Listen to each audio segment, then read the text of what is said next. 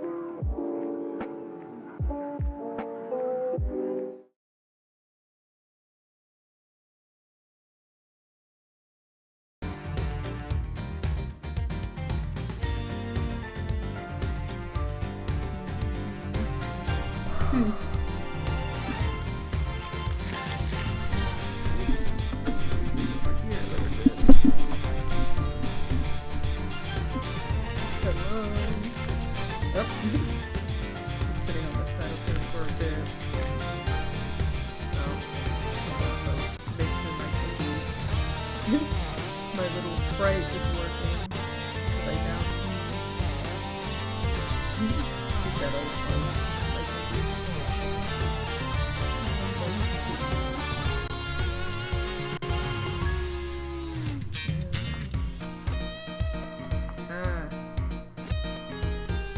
whoops, not the right thing.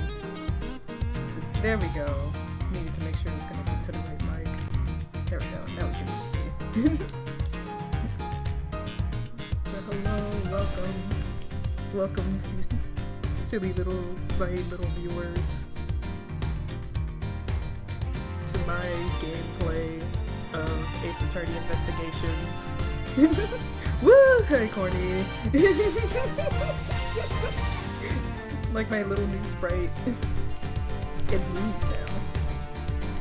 It talks. I'm fancy looking too. Oh wait, I did manage to set it up. Blam. It points to Also, I gave myself a desk, but I knew this game you're not in the court the entire time. So I had no reason to put the desk there, but I still wanted to, you know, have it. Thank you, see, my #1 fan, Corny. I'm glad you showed up early. My sister was taking the last cheese out of my fridge too, so. Alright. But yeah, let me get on started. Let's get on to the investigations. Of course, I'm gonna have a, like, what's it called? A game for, I'm gonna have a tab for stream. And of course a tab for my personal play, because I know I'm going to be playing more of this like right afterwards. Like I'm going to be playing the second game, the Prosecutor's Gambit, on my own because I need to finish it. So I'm going to be doing that, but like on stream I'm going to play investigations. We get to play it together and experience it together, and for those who like are curious about the game and I'm like the first person you clicked on, like I'll try to get through the entire game. Not in one sitting, of course, but split it up over a couple of days, over a couple of streams. Like this is for the VOD viewers, or people who just come later, so don't worry. Like I'll have a nice little VOD of just for those who are curious. But yeah, I like Ace Attorney, if it isn't obvious. HD or pixels? You know, something could be said about the pixels. Because I think from the DS era, where the screen was tiny, I would not pay attention to the pixel face that much. And it's the whole thing where I love the body, but I hate the face for Edgeworth. Looks very awkward to me, but no, I was very excited for the new HD sprites, even though I really do love the old pixel art. But I want to do HD for this playthrough, since I've already played this game actually. I played this game, I have the actual original game on DS. Like I have the actual cartridge. So I want to replay it with the sprites, which that's also what I like about this collection. The HD sprites, dog. Alright, but, you know, let me also put my desk away. We don't need it. We're investigating. Award! Everything old is new for turning on the HD sprites. Turnabout visitor.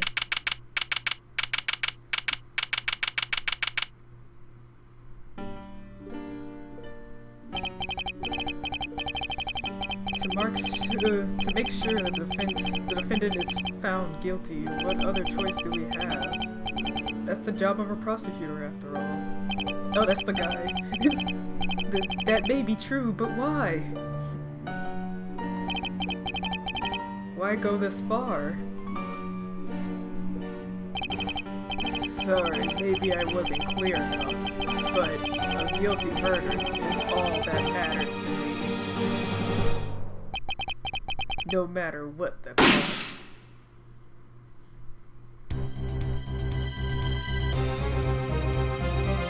That RPD do be looking sharp. It's Guy Sportsman. I think that was his actual name. Prodigy among prosecutors. Always have been, always will be. March 14th. 2:05 in the morning. Oh my gosh. Prosecutor's building. 12th floor. Hallway. Oh, there he is! Look at him! Look at him. Alright. It's hard to believe that I've been away from my office for a whole month. I hope Detective Gumshoe has been keeping an eye on my office. And keeping it clean. The door is unlocked. Detective Gumshoe? What does that smell? It's familiar. Blood?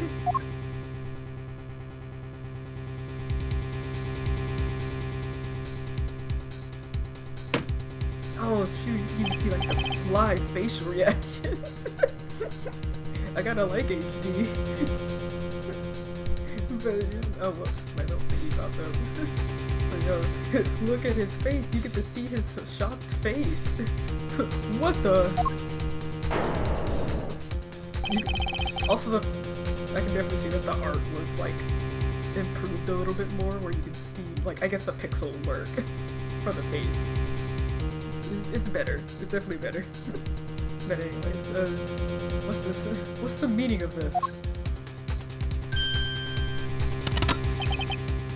Freeze.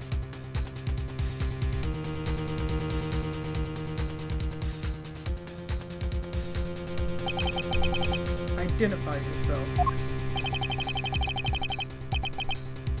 Shut up. You've got some nerve committing murder in the prosecutor's office. Yo! Is that a threat? Let me make one thing very clear. What? No one gets away with committing murder in my office. No one.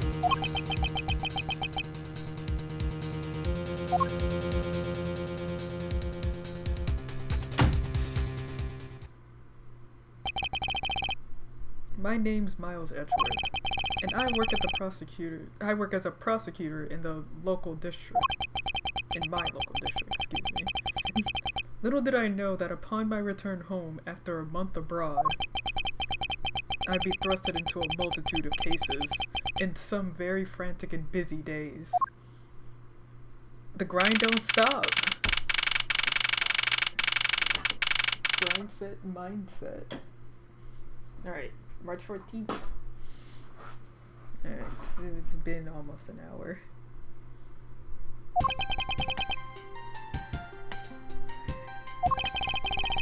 I finished photographing the victim's body, sir. Very well. Please continue your investigation. Yes, sir.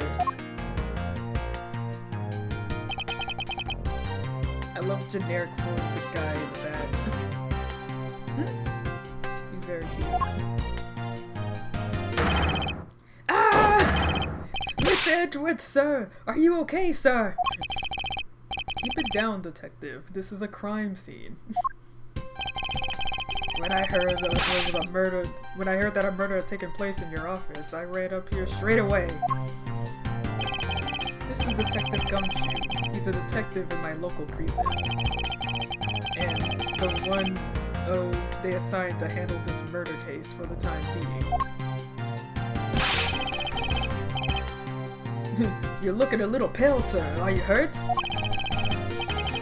No, I'm perfectly fine. However...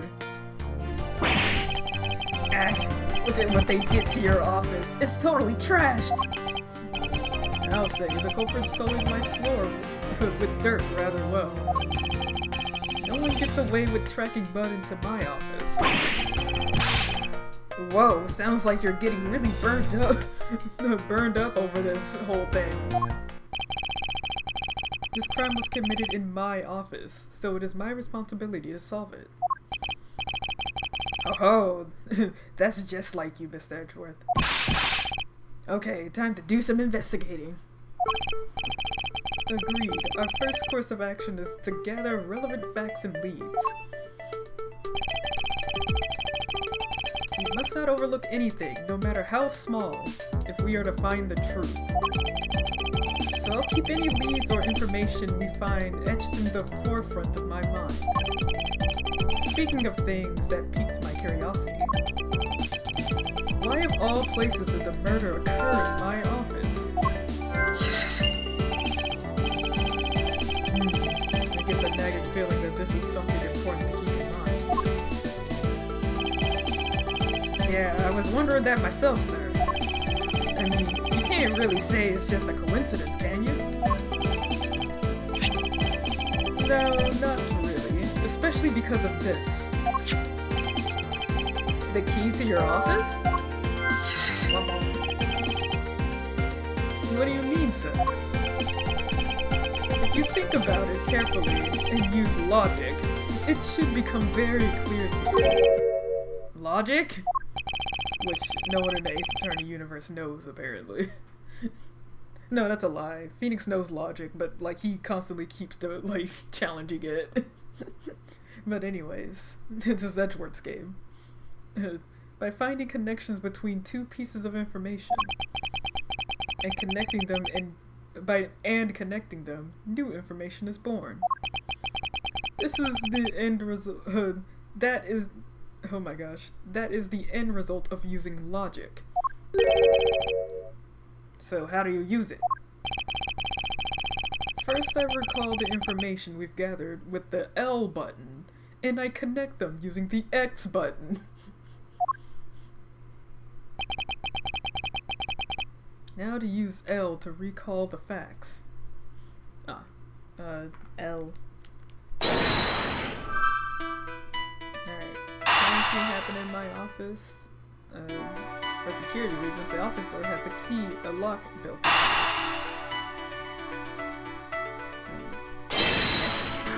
Combine.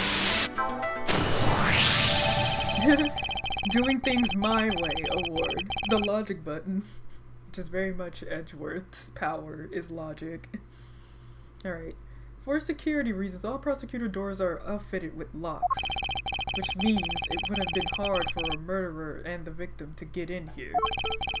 Ergo, it's impossible to dismiss the location of this crime as a mere coincidence. Yes, that's exactly what I was thinking, sir. There must be a reason why someone infiltrated my room. What was the killer after? You're really on the ball today, Mr. Edgeworth. That's some beautiful logic, sir. Yes, well, when you follow leads to their conclusions, only the truth remains. However, if the information doesn't line up properly, it may stray far from the truth as well.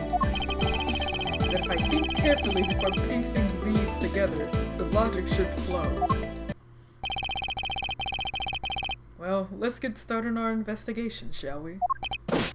Yes, sir. Yay! Okay. The basis of any good investigation is to examine everything, sir. I know that. And when I want to investigate something, I simply use the A button when I am next to it. Oh, and if you ever feel lost on what to and want to talk, just use the X button, okay? I'll give you great, precise advice as an ace investigator, sir. Sigh. Something to try later if I have free time, I suppose. Okay, oh my gosh, look at him move. Oh wait, I have to look at his face. Look at him. The guy ever. So it's really nice to see their faces. Alright, so let's examine. Oh, and Gumshoe follows me. What have we here? Could this perhaps be the murder weapon? If so, it would mean that the killer made their escape after disposing of their gun here. I think I've seen one of those before. Care to enlighten me on as to where? Oh, I know! I was issued the same exact model, I think. Sigh. Detective. I don't really like guns all that much. I mean, they're really dangerous. But now that I think about it, you do see these models around the precinct a lot, sir. I don't use mine much except for in emergencies, so that's why I didn't recognize it. So it's the same type of revolver as the ones used by the precinct's detective. Talk to the guy. Do you have anything to report? Yes, sir. Nothing... Sir, yes, sir. Nothing out of the ordinary right now, sir. And yet, there's something out of the ordinary right in front of my eyes. Talk about a contradiction. Something out of the ordinary, huh? I should look around a bit more. Alright, so of course we gotta look at the body. I finished photographing the body, so I should be alright to examine this area. I won't- oh. Here it comes. I won't rest until I inspected every suspicious-looking nook and cranny. He really loves his nooks and crannies. But first, let's look at his wallet. What do we have here? Hey, I think I've seen one of these before. It's a police badge, detective. Oh, hey! I have the exact same thing! Oops, excuse me. I have the exact same thing, actually. What a quinky-dink! Let's take a look inside. Oh, Buddy Faith. He had faith in him. Alright, Mr. Buddy Faith. It would appear that our victim was a detective, just like you. I seem to have gathered a few pieces of pertinent information. Now to calmly use logic and figure out if any of them are connected to each other. Should also have Wawa next to me. But I do not. The most guy ever, yeah. I got my badge here. There's Buddy Faith. Oh wait, it's the L button. Alright. The victim was a detective and there was a robber, so these two should connect.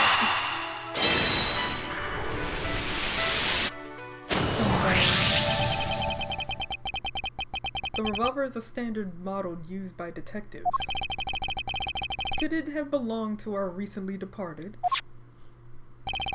Detective Gumshoe, could you please thoroughly check the victim's body one more time? Yes, sir. On it now, sir. Excuse me, pal. Let's see. What have we got here? Miss Edgeworth, sir. The guy's wearing a gun holster. So it appears that our killer somehow managed to take the victim's gun from him. The victim's revolver data jolted down in my organizer. Are you gonna be okay with keeping track of all the evidence we find, sir?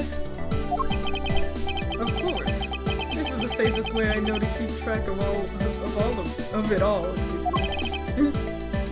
Alright, if you say so.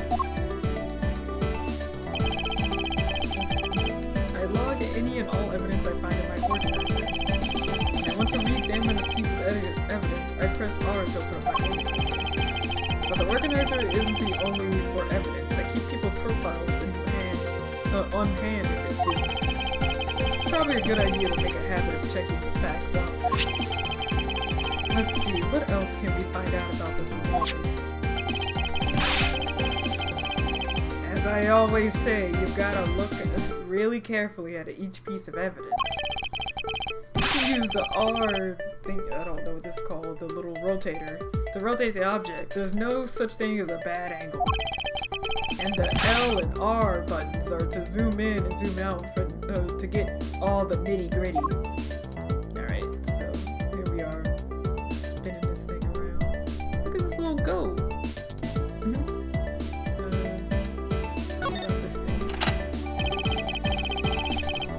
Looks like only one round was fired from this. Wow, so the killer killed the Vic, then just with just one shot after wresting the gun from him? Sounds like the guy knew how to handle a gun, huh, Mr. Ashworth? We have no proof for now, but that is a distinct possibility. Alright, so we gotta go back to the body. Yikes. Let's give the body a once over. There's blood on the lower abdominal area. It looks like the bullet passed clean through his stomach area, sir. In other words, he was shot. Yep. And until the autopsy is done, I don't think we know much more than that. Please have the body sent to the morgue once they're done processing the crime scene. Alright, it's, the hand. No, wait. Yeah, I don't know anything there. Over here, the bookcase. I don't believe it. I packed those files on the shelves. Oh jeez. I packed those files on these shelves so tight that not even an earthquake can make them fall off. But just look at them. At this rate, the rest of the files will be able to withstand an earthquake at all. A problem to be sure. Well, once the investigation is over, we'll put them back up on the shelf. Alright, so I can't investigate the blood on the books yet. The files all over the floor, sir. They probably fell during the struggle between the victim and the killer. Oh, and I tried so hard to keep this place spotless while you were away. I mean, this just rendered all of that time and effort I put in pointless. I don't recall ever asking you to clean my room. Well, I watered the flowers every day, just like you requested, sir. I just added cleaning to the list as a weekend special. For about half a day every Saturday, I come in to clean this place until it sparkled. Does he have a life? Okay. I guess this is about all we're going to find out. We should send the body to the... Jim! Why? Oh, why? Oh, this guy. How could this have happened to a guy like you? Are you alright? Don't touch me. Leave me alone. Just let me be. Can't take him seriously. We know, Jim. Alright, sorry, but I can't do that. The investigation is still ongoing, so please refrain from touching the body. The body? The body? Don't talk about him like he's just some lump of flesh. Look at him. Jim looks like he just turned in for the night. Sure. Just in the blood-stained suits, pal. Where are my manners? Aren't you that prosecutor? Why, yes I am. I'm Jocks Portman. Prosecutor. Jim here was my partner in crime busting. I'm Miles Edgeworth, and like you, I am also a prosecutor. Detective Gumshoe, sir. So you're Miles Edgeworth. I guess this is your office? Yes, that is correct. Then it was you! You're the one who killed Jim! Hey, don't go around jumping to conclusions, pal. Just calm down, okay? I will not. I know how things work around here. High prosecutor's office doors are all locked. All have locks built into them. And the only owner of this office has the key. And only the owner of the office has the key to his or her office door. That is correct. However, I was not the one who killed your partner. Yeah, Mr. Edgeworth has been overseas on a business trip this whole time, pal. Oh, hello! I didn't see you come in. I got so stuck into the thingy. I got so into a character that I did not notice that a person came in. Gay people I do not respect. But hello. Who's a creep? It's alright if you're late. But as I was going on, Gumshoe. And the key to the door was with me the entire time, okay? So the only one who could get in here was me. Wait, that means... I'm not sure what that means, Gumshoe. Can we get a facepalm in chat? So it was you then! You're Jim's killer! No, Val, you got it all wrong! Everyone calm down. Mr. Portsmouth, correct? If you were a real prosecutor, you should know to stay collected. The investigation has only just begun. Isn't it too early isn't it a bit too early to be drawing conclusions? Alright, I get the point. You're right, my mistake. I tend to get a little too hot-headed sometimes. You sure are one cool customer though, Mr. Edgeworth. I've heard all the rumors about you. You're the great genius prosecutor. You're something of a legend, you know. Anyways, let's call a truce and work together, okay? Now, how about a handshake to seal the deal? A pleasure to work with you. I can't help but think that he grabbed his pinky and just like shook it up and down. Cause what fucker comes in here with fingerless gloves, am I right? And a gold medal, and then accusing people? Something we also gotta talk about with Ace Attorney is just character designs in general. Cause look at Portsman over here. He has like he has on slacks, but he has on like a sports t-shirt. And then of course he has this little headband that holds up your hair so your hair doesn't get in your face. So yeah, you can tell that he's definitely a sports guy, and his name is a pun for being a jock and a sportsman. But I'm still just like those slacks with that shirt. I don't know. It's kind of cute, but I don't vibe with it that much, especially now that I'm seeing it in HD. But I'm biased. I saw the beginning cutscene. Alright, anyways. You guys were conducting your investigations, right? Sorry for barging in like that. Carry on then. It's your room after all. Thank you, I intend to. Just want a little more time to say goodbye to Jim. You there, sir?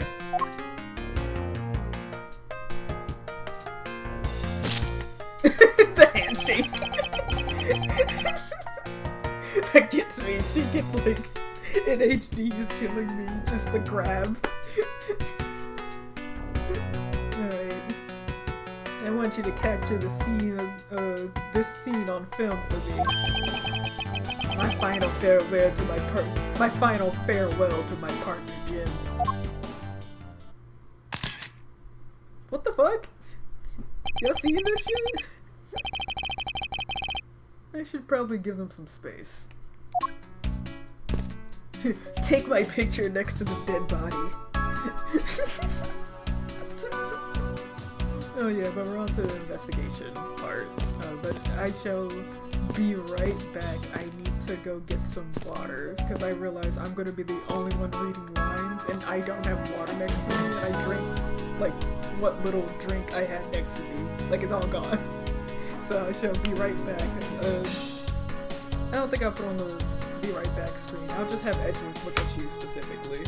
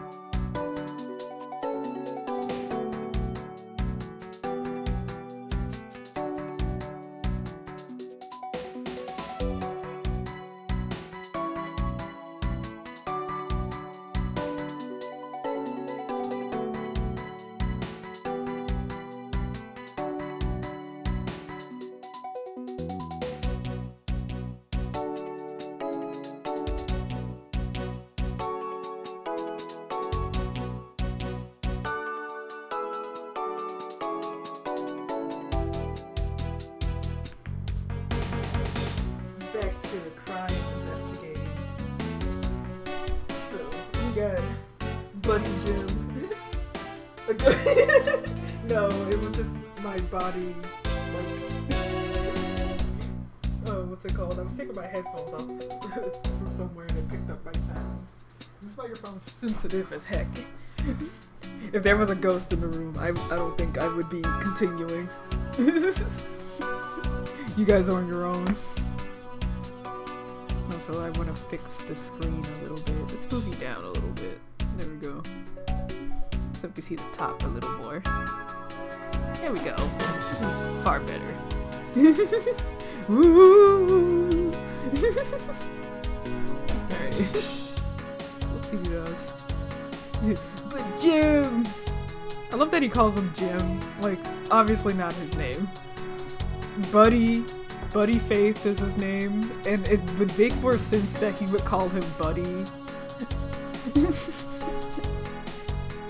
But no, I guess not. Also, for the people who came in late, if you look at the screen real quick, bam, I can point. We're gonna be using this later for investigating purposes. I'm very proud of these. Yeah, I have an objection.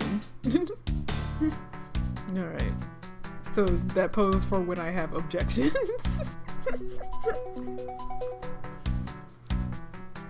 Yes. I don't think I got to greet Who's a Creep. Hello! I know you're late, but hello. Either I did or I didn't. If I did, then like you get 2 greetings, I guess. Yeah, I can point, baby! I can sniff out crime from a mile away. I know what's good. But yeah. Alright, now it's time to start looking towards places. Let's look at my couch. Or I don't think I can look at the couch. I can look at this though. Ah, your jacket, sir! What's it doing on the floor?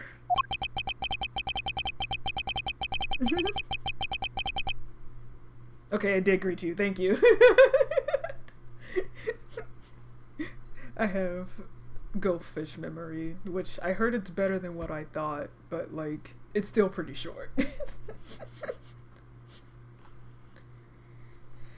But yes. Alright. Back to the case. It must have fallen off the wall when the killer tried to threaten me by firing a gun on my little settings. Should really get that fixed. But anyways. So the killer not only shot the victim, but they shot your jacket as well, sir? They dare shoot the ultra special jacket that you made your prosecutorial debut in? What if they shot through it? It would have been a disaster. It's not worth getting worked up over, detective. Not when there's something more here. Huh? Like what? I take it you haven't noticed it yet, detective. There was a giant contradiction here in front of us. Really? Did I say contradiction? You must be rubbing off on me. I'm starting to sound like him.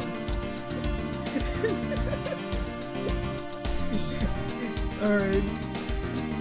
Pretty gay moment there, but you know. The Ace Attorney fans will know. Fruit behavior. But anyways. But I have my own methods, and I will conduct this investigation my way. When the scene before me contradicts a piece of evidence or seems off, that's when my deductive skills come into play. First I have to find the spot that holds the contradiction. That's the gunshot. That's it. This bullet hole is where the contradiction lies. When I spot something that's off, I should point my cursor at it and press X with conviction. Deduce!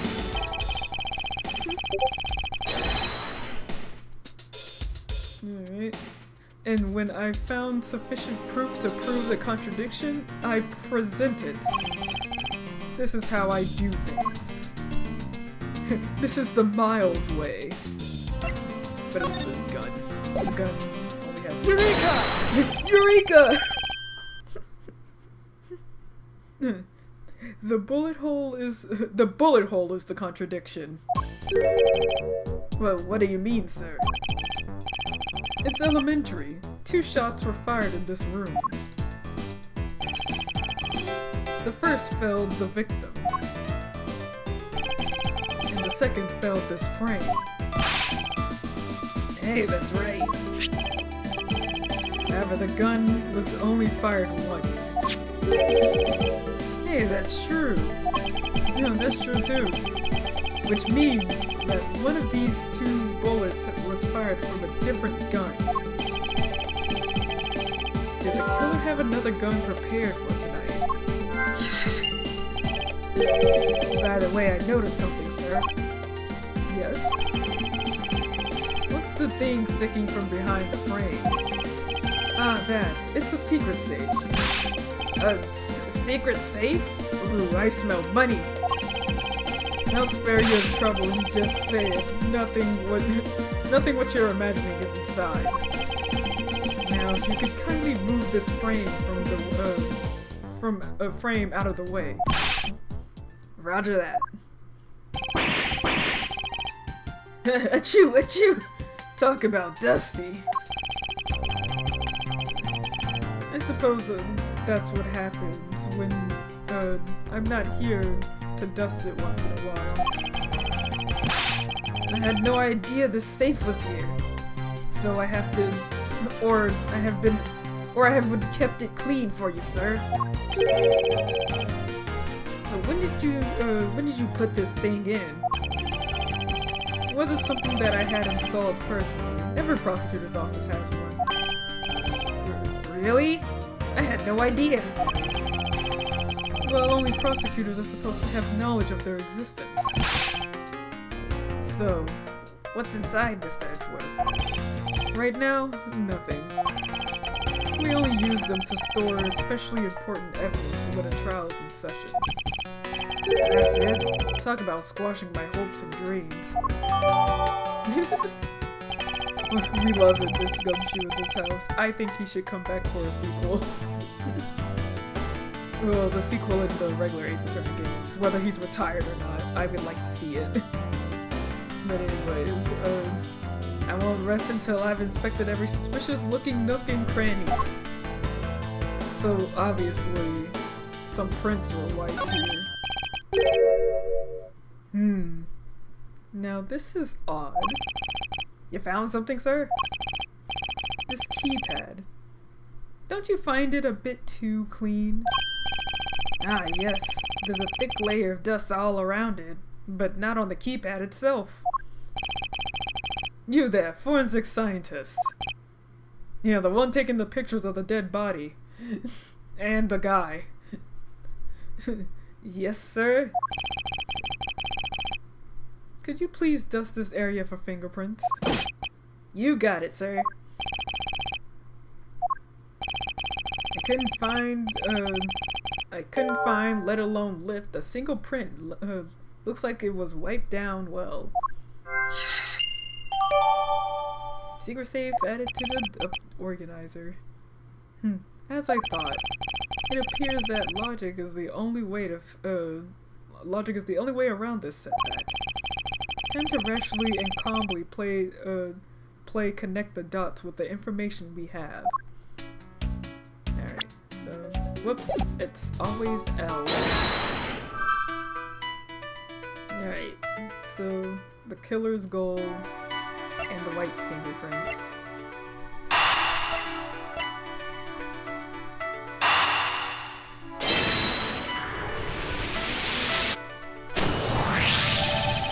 Logic! I believe I have figured out what the murderer was after. Well, what is it, sir? The fact that the safe was wiped clean of fingerprints suggests that the criminal had at least attempted to open my safe. making the culprit a motive for breaking and entering theft, I believe. I wonder if knowing that the motive behind this break-in was theft changes what other pieces of information can tell me about this crime. Okay, another handgun, motive theft. Let me look at this. Other than the victim's gun that I found, could there be another gun at play here? My files are a mess, pointing to a struggle between the victim and the killer. Notice says the culprit tried to open my safe. What was the killer's motive theft? Let's look around. Well, it's a good thing my steel samurai doll was spared any harm. Speaking of which, I haven't actually sat down and watched any of that show. What's it all about again?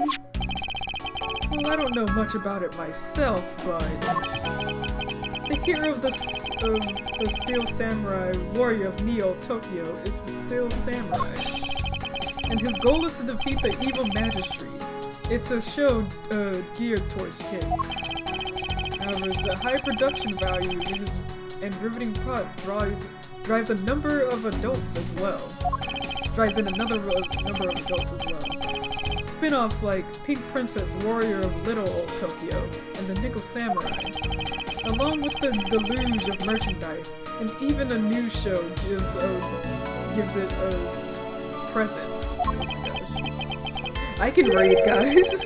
I know how to read. You sure know a lot. Are you sure you're not one of those, not some sort of rabid fanboy? Of course not. Anyone that keeps up with society knows at least this much. And that conversation lasted longer than expected. Let us return to the investigation. You can look at his little trophy. Oh, what's your trophy? The Knight of Prosecutors, right? King of Prosecutors. And it's not a trophy, it's a shield. They only send this to the winning prosecutor, right? Yes, but I have no real interest in the perceived worth of other people. As for my own worth, that is something only I can determine for myself. That's so slick, sir! I'm gonna have to try saying that sometime. Unfortunately for him, his monetary worth is tied directly to his worth to me. No! He's so mean! Oh no! His fine china! Okay, let's look at it properly. Ah, watch out for the teacup fragments there, sir. The killer's going to pay. This tea set. Yikes, you're really mad over this. This tea set is very dear to my heart and can only be bought in England. It costs more than your whole month's paycheck. What? Now I feel like the killer's wasted one of my monthly paychecks. Gumshoe gets it. I love Gumshoe's little face in this game. Can we all just look at him for a moment? Gumshoe, look at the camera. Gumshoe, look at the camera. Keeps looking to the side. I need you to look forward, Gumshoe. My guy. There we go. Let's look at his face together. Isn't he adorable?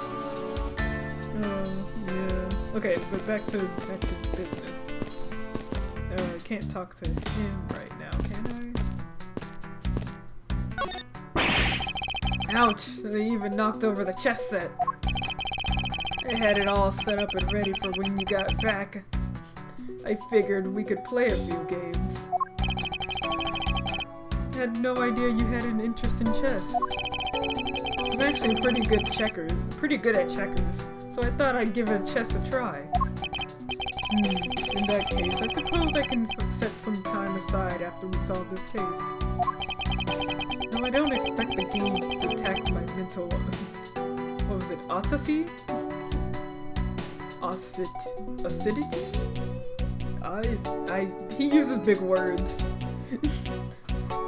Acidity. Much. But I'm just gonna assume it's like, well, it's not gonna tax my brain that much if I play with him. When are you gonna whisper in my ear, Tricky? Oh, not in my ear, Jim. I mean, it doesn't. It does look like he was whispering before. Alright. Mr. Portsman. A word, if I may. Jim, I swear I'll find your killer and bring them to justice. You want and see. You wait and see. It'll be for the both of us. Now then, you wanted to talk to me about something? No, that's alright. I feel like I'm interrupting their conversation. I'll figure this out, Jim, don't you worry.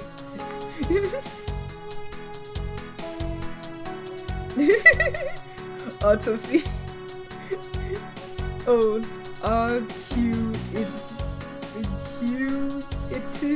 acuity! Acuity! The word was acuity!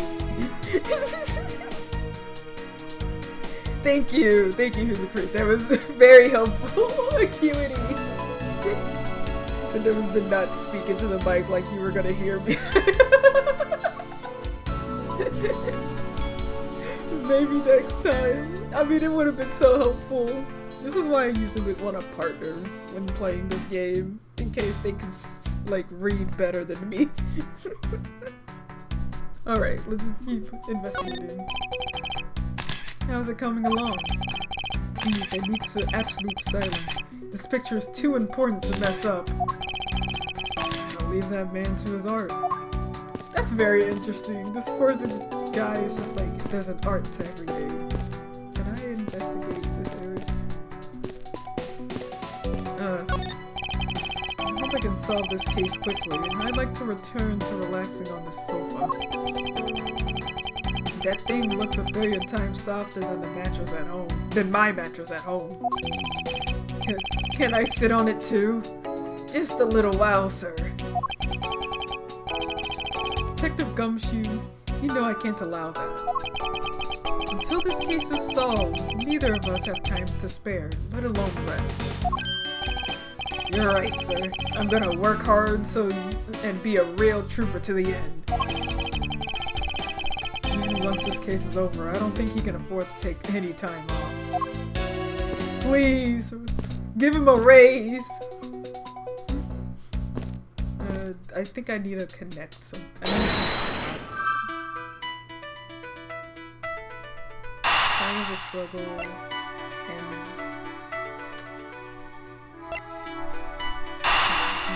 this. Yeah, logic.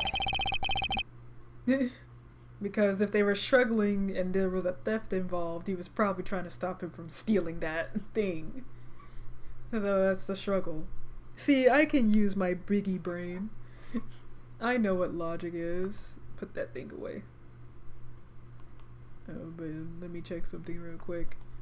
No, I'm not looking at a walkthrough, by the way. I know this game like the back of my hand. I say as I struggled for a moment, but it's alright.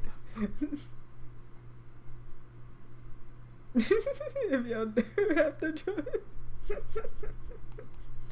Oh, I was looking at something from a classmate.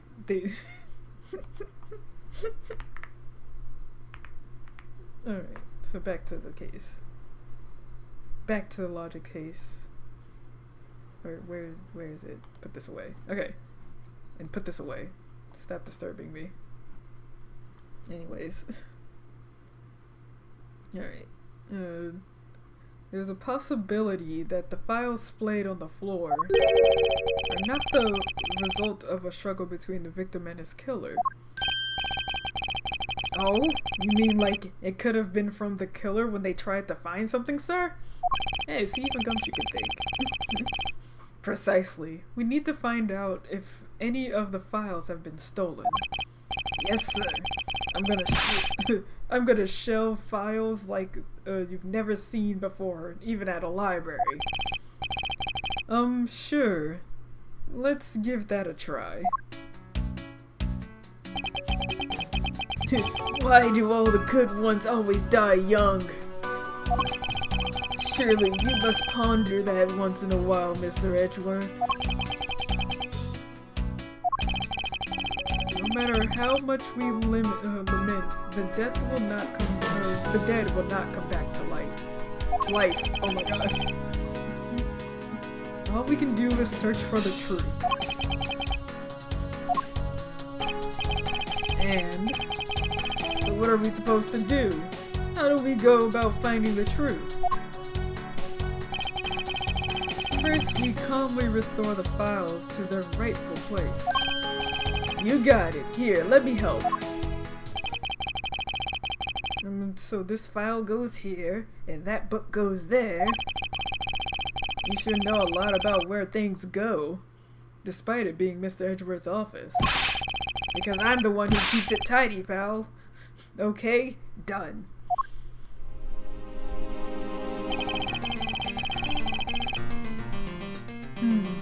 It would appear that a murder was definitely committed here. The bloodstains on the shelf are still fresh. I suspect that the victim was killed in a standing position, hence a print on the shelf. And then the guy fell onto the floor, right? The blood on the floor is kinda grossing me out. Detective, I don't have time to deal with your weak stomach right now. But you know I'm no good with blood, sir. And he's a detective. I'm assuming there's something wrong with this picture. Yeah, it's at the bottom shelf, but he was obviously shot up here.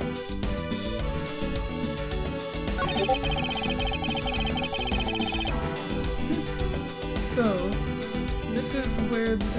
this is where the bullet lodged itself after it went through the victim, huh?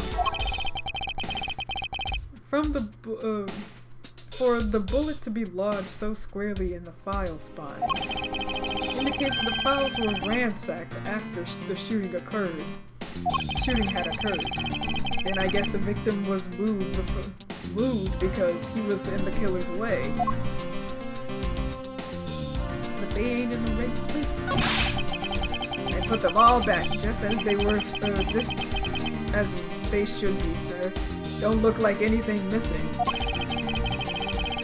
Although it does look like the killer moved the body to flip through my shelves. I wonder if they found what they were looking for. The bloodstained hands. The victim's handprints. They must have tried to support themselves with their hands here after being shot. There are prints on the floor too. Those must have been made when unable to stay standing. He dropped to the floor. It appears that the victim was in a sitting position after being shot. Oh, so that's why the seat of the victim's pants has blood on it. I was gonna insert like period pants joke here, but it's too easy. But anyways, here's the most logical conclusion.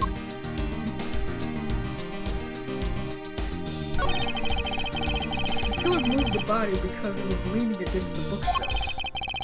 Blood on the guy's pants the blood on the guy's pants proves that pretty well. In a sense, I suppose. See, I'm not completely useless, sir. Well, Mr. Edgeworth, sir.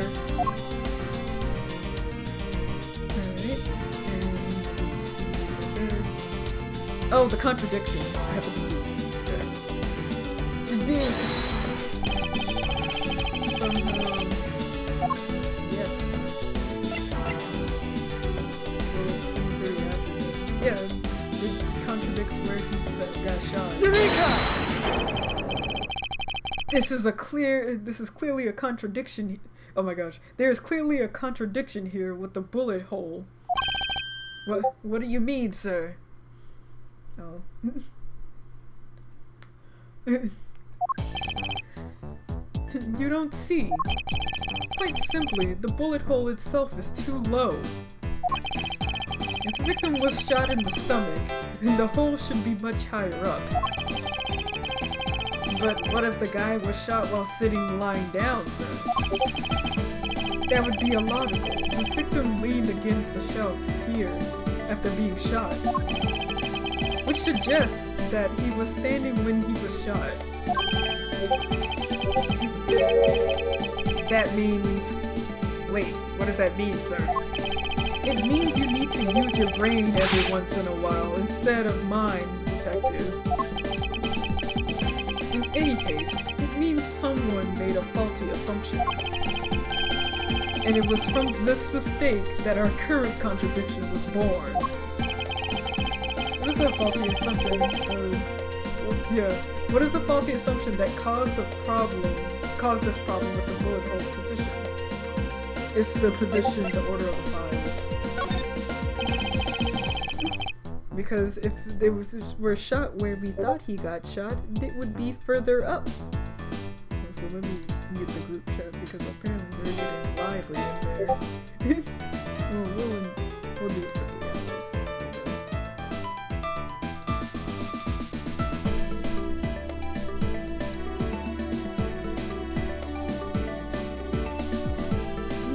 There we go.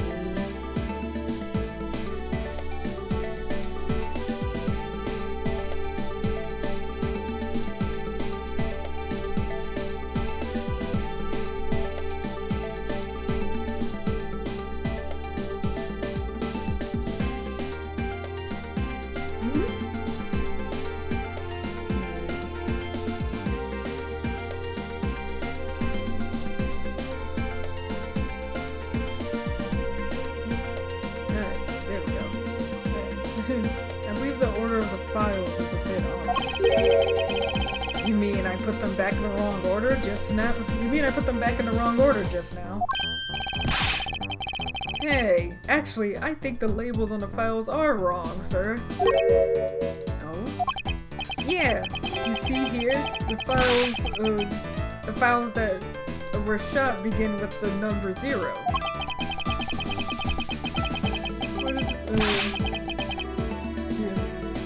What are those doing all the way down here, after 1, 2, and 3? That's just really weird.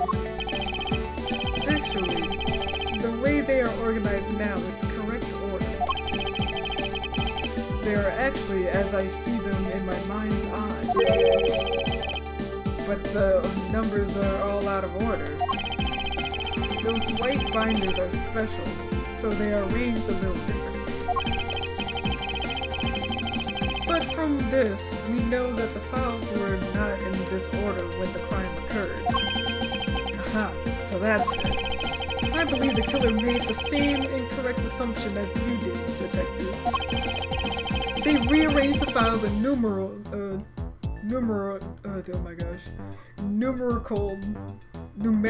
order. I'm so good at words, guys. Alright, anyways. They rearranged the files in numerical order and see what we find. Let's rearrange the files in numerical order and see what we find.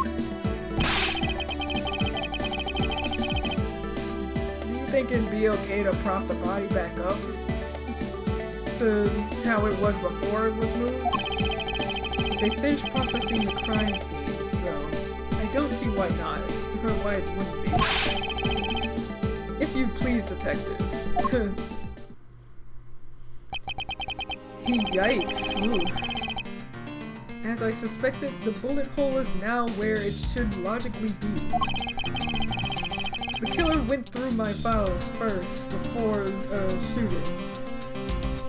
Yeah, before shooting Mr. Fate. And then the files back in numerical order, I guess. Exactly. And then proceeded to shoot the victim. But why would someone kill a man and then look through your files one more time? Puzzling indeed. These files were thrown into disarray twice. Once before, and once after the crime. But why? Oh, I know. Now the crime scene is as it is. Now that the crime scene is as it was at the time of the murder, time to give it another look. Alright, now they were obviously shot.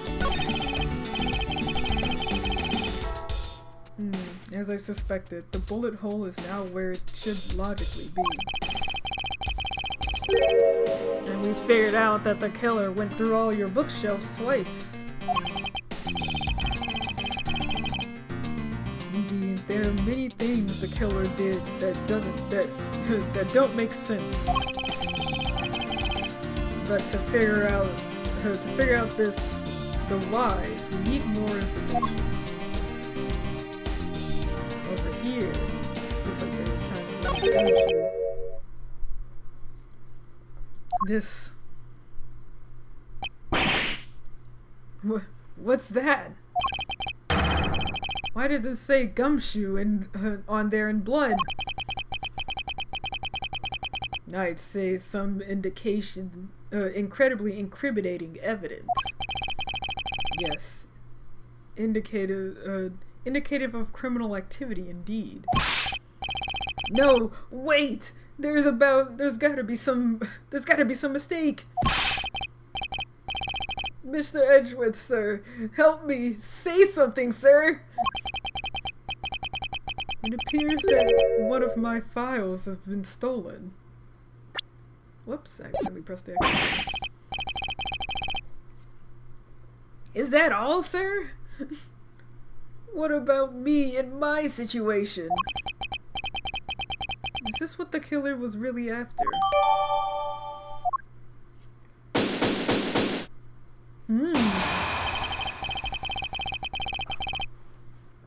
Looks like Jim was able to leave us the name of his killer in the end. And this is the most important message we managed to reach the most important message managed to reach us. I'm telling you, it wasn't me.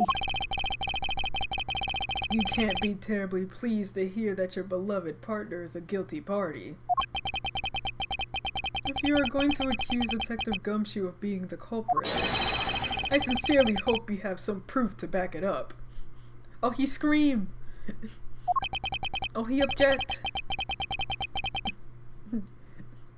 I can object too. Whoosha!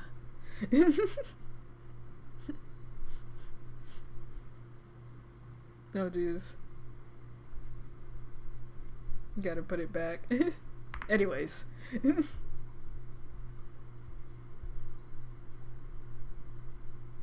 Whoop-oh. Sorry, my little chat thing broke. Anyways. If that is how you want to play it, then at least allow me to understand your reasoning. You got it.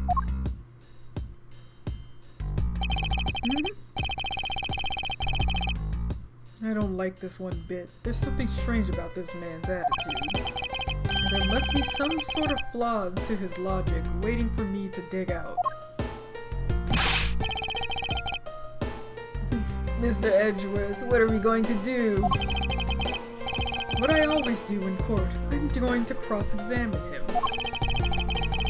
One way or another, I'll expose the flaw in his logic with this technique. Ah! How do you do that? Can you explain it to me, sir? Might as well. Maybe some other time. I know how to do it. I know what I'm doing. Mr. Portsman, if you are ready. No. If you don't have time, you could have just said so, sir.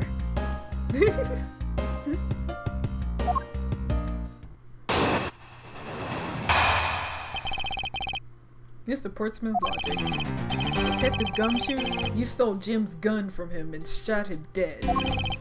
Furthermore, you matched up the files to make it look like you had committed the theft instead. That's when you moved Jim's body. That's when you moved Jim's body. That was sitting in front of the bookshelf. But thanks to that, you didn't notice the bloody letters on his body that was hiding. And it will be his final words that you will be brought to justice. Alright. I feel like I'm gonna listen back on this this stream and I'm gonna be like, man, my voices are terrible. It's alright, it's for the fun. It's for the hee-hee-ha-has. Alright. You intend to argue the victim's dying message points to the killer. I can hear Jim's voice. He's calling for his killer's arrest. Are you sure you're not mishearing his words, Mr. Portsman? There's no way Detective Gumshoe is the culprit here. I will find the flaw in this man's logic and expose it with incredible evidence. With credible evidence. It can be incredible.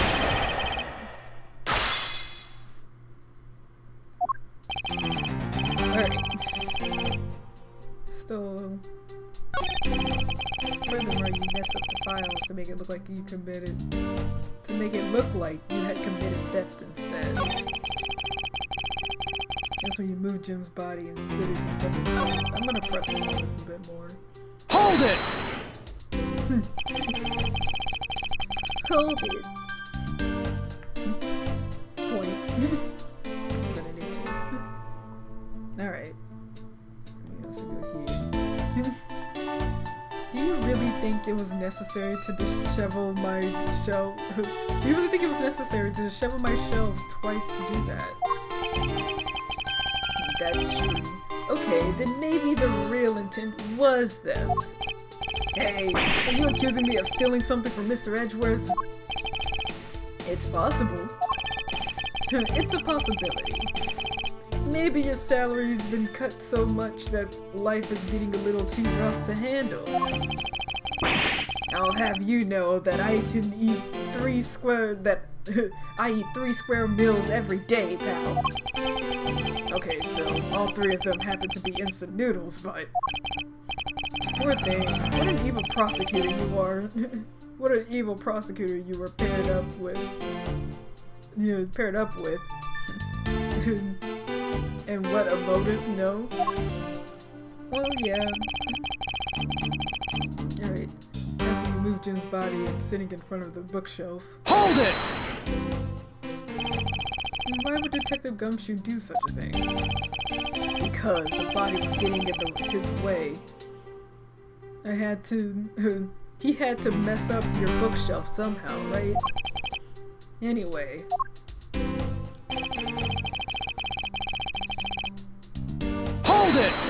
Hold up. Why do you think the killer didn't notice the bloody letters?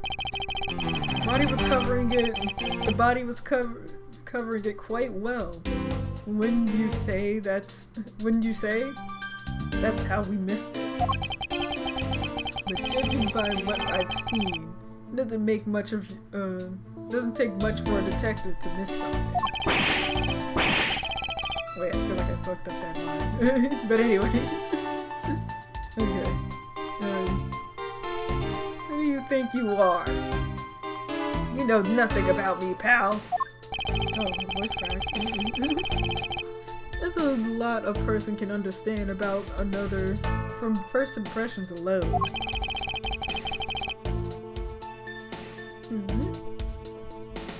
I can't say I disagree with him on that point. Why would you say anything, sir? Not you too, Mr. Edgeworth. Despite his lack of attention to detail, I don't believe the detective would be the culprit. Nobody could have overlooked the bloody letters, and I can prove it, with evidence. Okay, so that was the part that we need to get to. Alright. Whoops! I there's actually a gigantic flaw in this logic. A gap so wide that even a good detective can spot it. Now, to clue Mr. Portsman in, I have to in by presenting him with some evidence. Alright. So I know it is. Yeah, the bloody letters, and we want to present something. These gigantic letters, they would have had the shoe there. Like, where's this file? Objection! Objection! Ooh, nice. I also got an award. But, you know, perhaps you're not aware, Mr. Portsman. But there is a serious flaw in your logic. Bring a bit of the courtroom into this. I see. No problem. I'm game. I can't help but find it odd. Excuse me? Odd that a fellow prosecutor would be brought down by the power of his own office. What are you talking about? Oh, you're joking. I get it. If you have the time to laugh, then you have the time to take another closer look at this. Do you still not see? If not, may I direct your attention to the missing file? What? That's impossible! That's impossible, Mr. Portsman? No, nothing. The files on the shelf are all about a certain case. When the killer went to take the file after murdering your partner, I highly doubt they could have missed the bloody letters written on the spines. Objection! Objection, I forgot that all the objection lines, they actually have voice actor for it, which is neat. But anyways, it's possible that they could have taken the file before committing the murder. I think it's pretty obvious that the file was stolen after it was written on. The missing letters and the detectives' names where the file should be is proof. Yeah, I mean, it's the S is gone. And there's only half of an H. If Detective Gumshoe really was the culprit of this case, I highly doubt that even he could overlook his own name written in blood on the file. Especially as the detective who can't stand the sight of blood.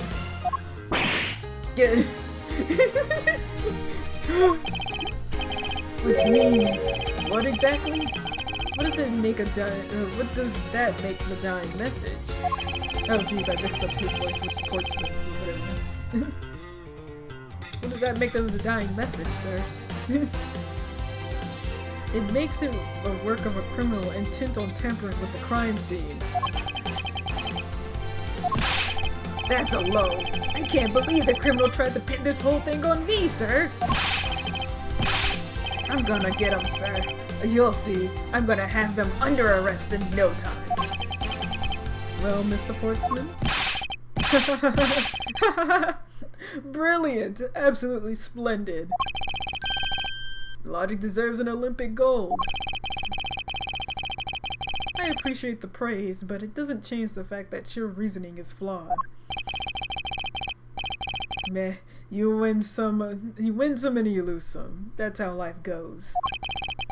Glad everyone's so cheery, even though I feel more dead than alive. But, you know, it's really a shame. I really didn't want to have to bring this up, however. What is it this time? Are you still after me, pal? Humor me for a second. Who has the key to this office? That would be me. But Mr. Edgeworth just proved that I'm innocent, pal. Oh, his little coat. And then... I fucking hate that, like, animation. Not like hate, but like I hate it affectionately. Where he just pulls off his coat and then puts it on and pulls it off like he's doing a shrug each time. It's so like anyways. That's absolutely right. And I acknowledge your innocence. Why do I have a sense that you still have something to say?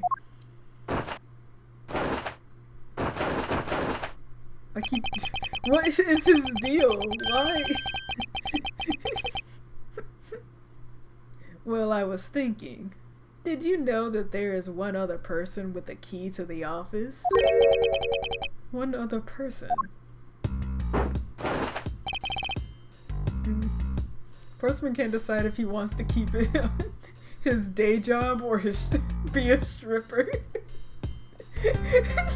You don't know if you want to take it off or put it on, you know? It's what they're asking for. You know, I absolutely think he'd be really good at pole dancing, though, since he seems like the sports type. That boy knows how to work a pole, I'm just saying. Alright, anyways. Hey, you there! Yes, sir? What is it, sir? Would you kindly fetch and escort the lovely young lady here for me? A lady? The girl is a member of the building security. Think of her as a material witness. Security? Did you say security? No! Stop it, pal! Don't! What's wrong with him all of a sudden? Oh, I know. I love Danganronpa. Get out of here! This ain't no Danganronpa. This is the Ace Attorney Investigations, and it's in the collection form. Although I do like Danganronpa too, but I love Ace Attorney more. I don't think I could ever play Danganronpa on stream. It's so good. But anyways, I believe she needs no introduction. I have called upon Miss Maggie Bird, a member of security. Detective Gumshoe, sir. Maggie. Miss Bird is a security guard on the watch tonight. I see. And your point is? Me just realizing that Portsman is the same. Oh, the same hair as Gaikoma from Pokemon. Yeah! Oh my, isn't it like he has the, like, both of the haircuts that he has combined? You know, like when he has his hair down and it's combed nicely, but then it also has like the spikes on the side. It is indeed like that hairstyle from Gaikoma. This is a popular hairstyle, apparently. But yeah. Gaikoma would never do this to me, though. His big ass 5-head. Better get some baby over that big ass 5-head. My point is that she could never have used it. And by it, I mean the master key, which can open up the... And by it, I mean the master key, which can open all the office doors in the building. What? If you are not guilty, if you're not the guilty party, Detective Gumshoe, then the only other person with the access to the room is Miss Bird. How dare you! I'd never sneak into someone's room. That's right, I refuse to believe Maggie's the culprit, pal. It was me. That's right, I did it! Oh, Gumshoe. We just proved your innocence. Can we take that as a confession, Detective? Well, it wasn't really me, but it definitely wasn't Maggie, pal. So yeah, it was me. It was, if it was, you'd have no problems with that, right? Gumshoe, no! Step aside, Gumshoe. You don't need to do that. Please refrain from flying off the handle, detective. There's no need for such theatrics. Listen to your boss, detective. He understands what I'm saying here. That girl is the only one who could have committed the crime. And for one simple reason. Is he in love with her? Oh yeah. Oh, definitely. Like, I think I need to stop looking at that sprite. Like, whenever he flips his coat, open it up and down. But yes, Gumshoe's definitely in love with Maggie.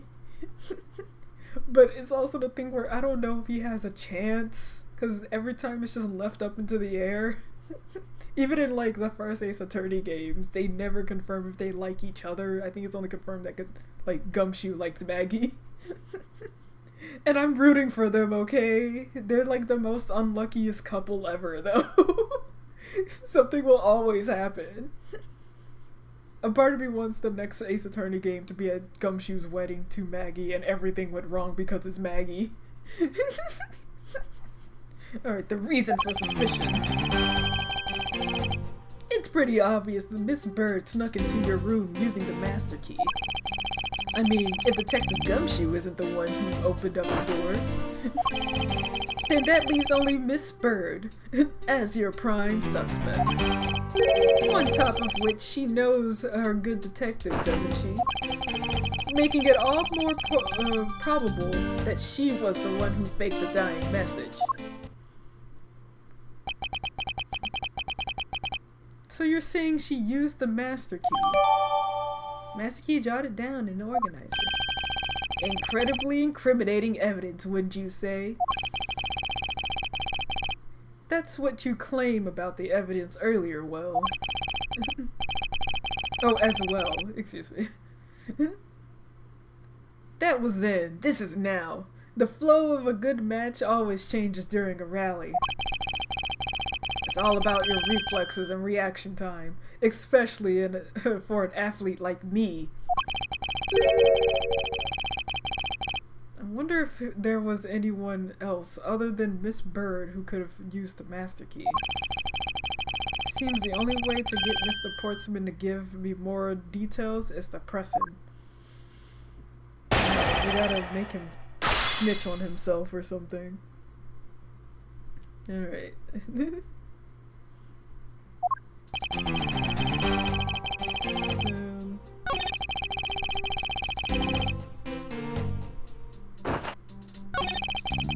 at least Miss Bird, our prime suspect. On top of which, she knows the detective is really bad, doesn't she? Making it all the more probable for her to fail. Hold it!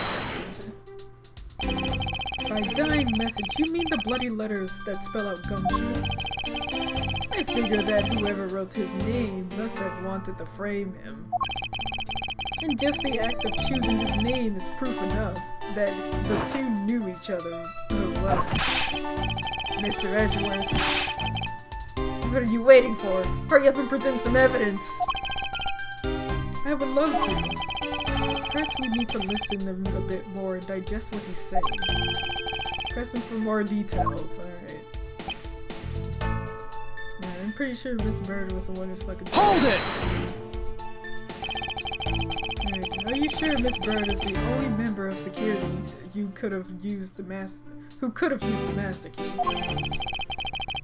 There's only one person on staff at this time of night. And tonight she is it. Isn't that right, Miss Bird? That's true, but I wasn't able to use the master key at the time of the crime scene, sir. Wasn't able to... What is that supposed to mean? Yes, moving on. I'd hate to get sidetracked by something unrelated. What do you mean unrelated? I want to hear what she has to say, pal. But you can't really trust her. You can't really trust her not to tell lies. Plus, I hate wasting time. Should I hear Miss Bird? Yes, ask for more details. Not so fast. I too am interested in hearing what Miss Bird has to say. Didn't I say it was a waste of time? We don't need to hear her lies. I'll be the judge of that. Miss Bird, if you please. I discovered that the master key was missing around at 1 a.m., sir. What do you mean by missing? As in, it wasn't anywhere in the security booth, sir. The killer must have stolen it. Mr. Portsman, I believe this is this to be an important piece of testimony, don't you? Sigh. I can't believe that someone like you would be taken by such words. I'm not lying, sir. Objection! If that's the case, then I'd like to know. I would like to know why you have the master key now. I don't quite know. I just reappeared all of a sudden, sir. A likely story. And where's your proof that the key was stolen to begin with? I bet you just forgot where you put it, then found it again. I never lose things. I can practically guarantee that. With me, if something disappears, it's usually because someone stole it. Yeah, pal, trust me. You don't want to test just how bad her luck is. Unfortunately, I can't deem this piece of testimony as conclusive. Glad we agree, Mr. Edgeworth. But you still haven't established Maggie's motive for breaking into Mr. Edgeworth's office. Her motive? Didn't we already establish that it was a theft? I mean, the culprit clearly went through the bookshelves and at least tried the safe. Wait a second. They don't know about the safe. Slipped up. It was as Mr. Portsman says, detective. I can't ignore the fact that all the evidence points towards the motive of theft. But I'm done taking blows. It's time to counterattack with a few facts of my own. Her intent? From the messed up shelves to the wiped down safe? I'd say that's thievery. Hold up. She wouldn't know about that safe, sir. Each prosecutor has one in their office. Only they know of the printer wiped. Only prosecutors know about the safe.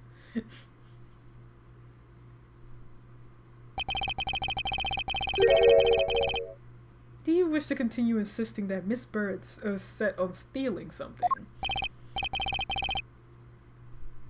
Why not? It's the truth, after all. It was also by your logic that we came to the whole thievery conclusion anyway. That may be, but you must also be aware of the fact that the safe is a secret safe. The existence of which is only privy to prosecutors. I find it a little hard to believe that the hidden safe was a part of her cunning plan. But she could have found it by accident while she was turning everything else upside down. I highly doubt that. I'd say the culprit knew exactly what they were looking for. After all, only the bookshelf and the safe were the target. Nerd. Yeah, even I didn't know about the safe, pal. That means there's no way Maggie could have known about it either. Then you're proposing that the killer is the prosecutor. Interesting conclusion. That's definitely looking more and more probable. His face. Gulp. What's wrong, prosecutor? Do you have a different suspect in mind now? Curses! Why? What made you? What's with the angry face all of a sudden? It's all my fault. What do you mean? It's Jim. He knew about the existence of the secret safes. What did you say? We were partners, like inseparable conjoined twins. That's why I told him. I filled him in on secret safes. Then that means... Yeah, I know. I had only just told him too. Obviously, it was the wrong of me to tell him. I still can't believe it, but the thief who broke into your room was probably Jim. Now he's claiming that the victim was a thief. And you simply were you were simply just trying to stop him, weren't you? Miss Maggie Bird. Excuse me? I mean, you are a security guard, right? That's your job. But killing is going a bit too far, even for a risky profession. What the? You're still accusing Maggie of murder? Of murder? Yes and no. I mean, she was subtle, what was it? She had stumbled upon Jim, who had probably drawn his gun. I get it. It was self-defense, wasn't it? No, I could never do such a thing like that. Not even as a security guard, sir. Plus, even if he was the thief, he wouldn't have the key to the office. Which is precisely why he had to steal it. Wouldn't you say? It was Jim who stole the master key. Ah! Pretty impossible for a supposedly stolen key to be here with us unless you retrieved it from Jim after you killed him. Mr. Postman, you are honestly accusing your own partner of being a thief. I don't want to admit it, but it's the only way for everything else to make sense. Has he no honor? Now then. I think we're done here. The investigation waits for no man. Would you people so kindly see yourselves out? You can't kick us out. This is Mr. Edgeworth's office. Ah, but I'm the one who's been assigned to this case. You're all suspects of varying degrees, and therefore ineligible to run this show. Listen, pal, how many times do we have to say it? Maggie can't be the culprit. Detective Gumshoe, calm yourself. But sir, we have no choice but to accommodate his request for now. Haha, thank you, Mr. Edgeworth. At least one of us understands. One of you understands. Now then, if you could remove yourselves from the crime scene, I'd be most grateful. Mark my words, Mr. Portsman. We will meet again. If that's a formal request from a legendary prosecutor himself, then I suppose so. Now, don't disappoint me, you hear? To be continued. Oh, yay. We're gonna try to get through this first case together, you know? I'm gonna save you at the top here. There we go. And I'll have extra spots for myself later. Alright, so we're outside the office. Alright. What is with that prosecutor? I can't believe how rude he was. It was unbelievable! Please maintain your professionalism, detective. I'm gonna find the real solid evidence proving Maggie's innocence. You'll see, sir. But we've been kicked out of the crime scene, sir. True. But, so then what now? Looks like my life's fallen into... looks like my life has fallen into another gigantic ditch. Do not despair, Miss Bird.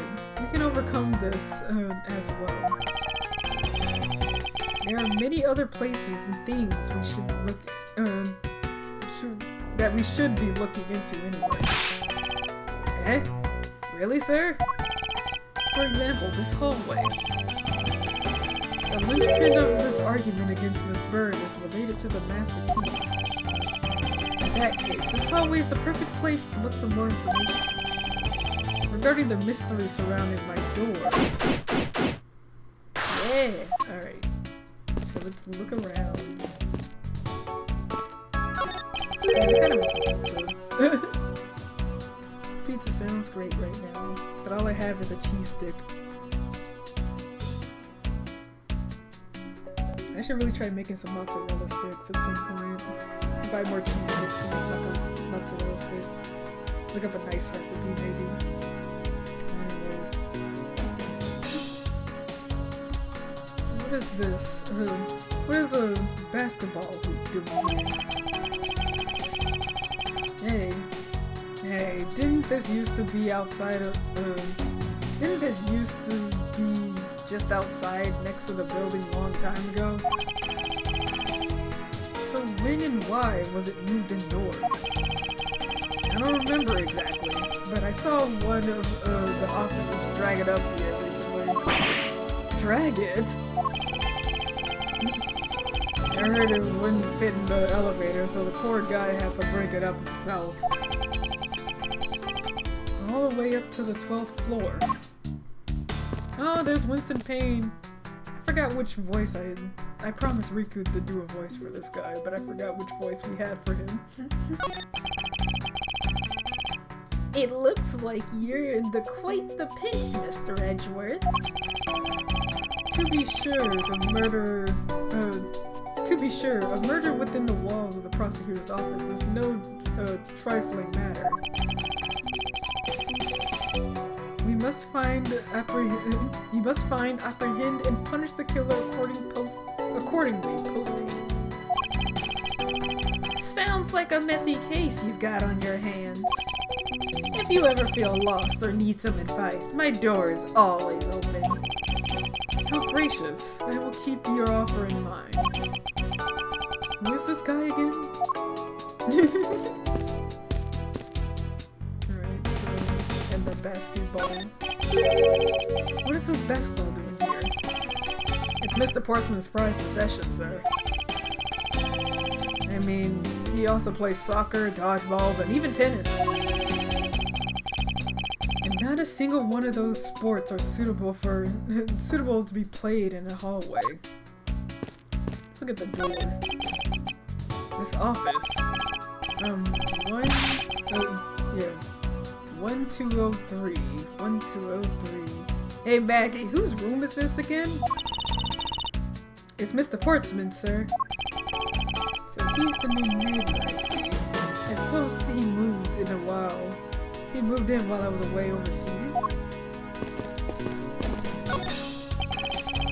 All the rest into nook and cranny.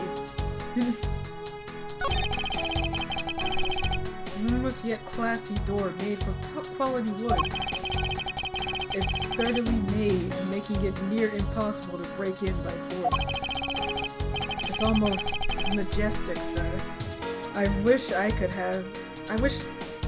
be as, as stately as this door. Only Gumshoe would praise a door as something as greater than himself. Being a detective has its own rewards, and a certain virtuous value, I think.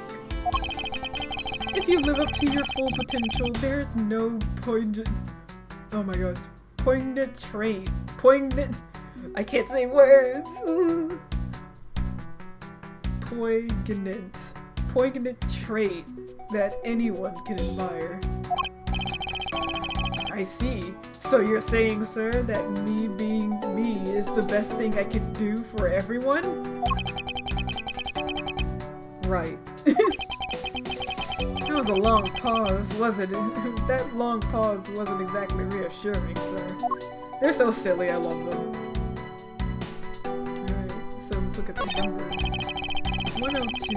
These 4 numbers and the number plate alone proclaim this to be my office. Whoops. Hey, the number plates slip right out, sir. They have to be able to be taken down. Oh my gosh. They have to be able to take the plate off when the room has become vacant, you know. Although, the idea that it can be easily removed is kind of... Alright. Something for later. Is there anything else here? Let's look at his door. Well, we already looked at his door. Let's look over here. Suspicious nook and cranny. There's a bookie book right there. Hello! Oh, hi! Hi, welcome! We've been investigating. Also, you like my new outfit? Look, I can do a little point. It's very classy. You gotta be classy for Edgeworth, you know? We gotta be extra classy for him. Especially when we're sussing out crimes and sussy bakas. Right, it's the missing 0 file, sir. Also, my voices are terrible, so like, I hope you get used to that. Well, I'm not gonna call them terrible. They're just like not professional or something. I don't know. I don't know what people look forward to when it comes to like Let's Play streams where there's mostly dialogue text. They are more fun with multiple people because multiple people can take other voices and all that stuff. Well, you know, if I can find someone to collab with to play the other cases in Ace Attorney, we can we can definitely do silly little voices for them. It'll definitely be more fun. Anyone out there could hit me up for a collab now, and it's only to play Ace Attorney. Only Ace Attorney things. Alright, but anyways, no doubt about it. The bloody letters mark it as clear as day. There seems to be a few pages missing. Our thief took only what was necessary and left the rest behind. I do not know or have Ace Attorney, but it's alright, I'll educate you, because I know all about Ace Attorney. I've played most of the games. No, that's a lie, I haven't played the Phoenix Wright trilogy on purpose. I've watched others play that game. Game Grumps played the trilogy, I think. I think they finished it too, so you can watch them play. Because I'm not gonna play the Phoenix Wright trilogy. I'll probably play the Apollo Justice trilogy on stream if people ask enough. But I'm definitely gonna play Investigations on screen. On stream. But anyways, back to the case. I'm wondering, I think the first cases are usually like 4 to 3 hours, so we'll still make our usual time. Alright. So what are these 0 files about, sir? I guess they've got something worth stealing in them, huh? Not particularly. It's just a collection of court files, however. The case within these files are, not mine. Huh? They belong to a high prosecutor that used to occupy my current office. I have my reasons, but let's just say I was charged with keeping them as they were. That means the thief must have also wanted the file for a specific reason, right? It would seem so. Only the pages related to the case from 10 years ago are missing. I wonder why they would care about such an old case. Anything about this seat?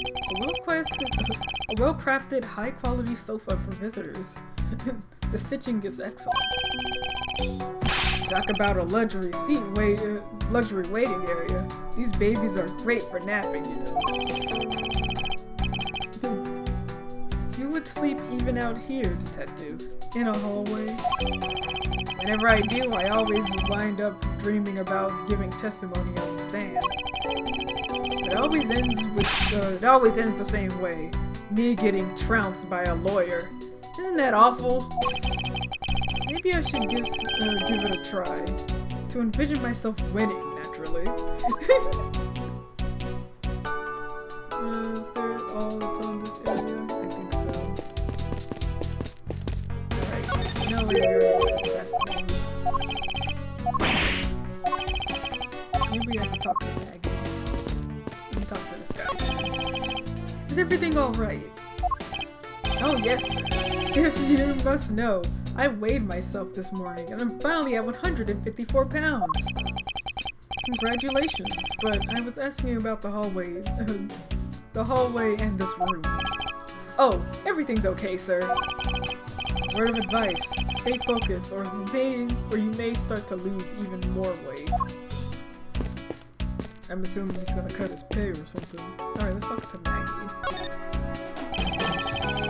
I was wondering if I may speak with you a bit about for a bit concerning this case. I've always been a big fan of the courtroom, but this is like a dream where I'm being cross-examined by the Miles Edgeworth. I can't let this chance pass me by. I must remember to ask her about the master key. I should jog her memory by showing her my notes. But they expert. So the victim first, and then I can show her stuff. Let me also get a quick sippy.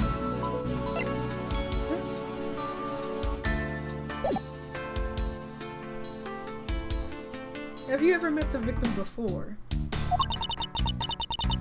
Well, I've seen him a couple times before.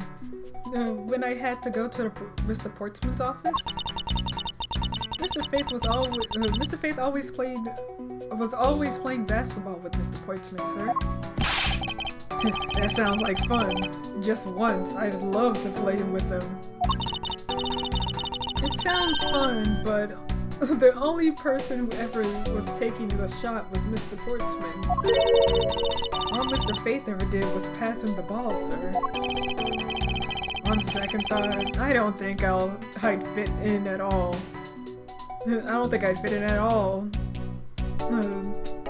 Fit in all that well with them. Excuse me. Miss Maggie Bird, correct? I take it that you are an acquaintance of the detective? She was under my supervision back when she was still on the force, sir.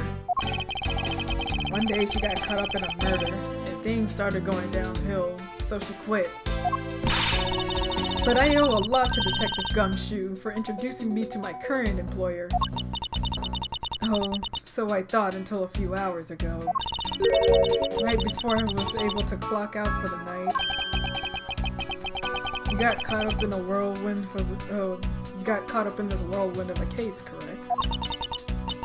Don't worry. My whole life has been nothing but a whirlwind of bad luck and failures. Since I was 6 months old when I fell from a 9th floor of an apartment building. My god, girl. I've been I've been hit by all sorts of vehicles, gotten sick from all sorts of foods. Failed almost every test I've taken, experienced almost every kind of disaster. And now I've managed to be named a criminal just when I became a security guard. That's a lot to go through in one lifetime. I know, and just when I thought I had finally found some happiness, I wind up getting you and Detective Gumshoe involved in my bad luck. You do not have to worry about me, Miss Bird, nor do you need to worry about yourself. I will solve this case and prove your innocence. All I ask in return is for your cooperation. Yes, sir, Mr. Edgeworth. You can count on me. I'll do all I can to help. Alright, so now we can show proof proof of the master key. So when did you discover that the master key was missing? By the time I realized it, I would think it was around 1 a.m., sir. I noticed it was back around 2:30 a.m. It was just sitting there on the ledge where the security room reception window is. But I'm sure between those two times it was not just gone, but stolen, sir. Why is such an important key stored in such an insecure place? It's not like that, sir. I always keep it further inside the room, away from the window. Always, you say? Except for this one time, correct? Well, I thought it was a bit careless, but I had my reasons. I left it out because I was sort of using it at the time. It was after I had used it that I left it sitting out on the ledge. She used the master key. Oh, now you gotta tell us about that master key. What did you mean by use the master key? Oh, I had to use it to open up a door for the prosecutor who had forgotten his key. She puts on a little hat. I mean, it's my job as a security guard, right? Ah! What is it? That's right! I just remembered the prosecutor who forgot his key! It was Mr. Portsman, sir! What? Please tell me more, Miss Bird, quickly! Forgetful Mr. Portsman. It was around 12 a.m. Mr. Portsman had forgotten his office keys, so he came down to the security, sir. That's when you loaned the master key to him. No way! It's against regulations to loan the master key out to anyone. She looks cute in her outfit. I walked with Mr. Portsman to the office and opened the door for him personally, sir. I see. Then, what happened after that? Well, he called for me to come and close up his office as he was leaving to go home. It was around 1:30 a.m., I think. So in summary, for the sake of one forgetful prosecutor, you used the master key twice tonight. Talk about suspicious. I doubt you can say that you've never left your key at home, detective. I think this calls for a thorough examination of Mr. Portsman's door. Right, this is Portsman's door.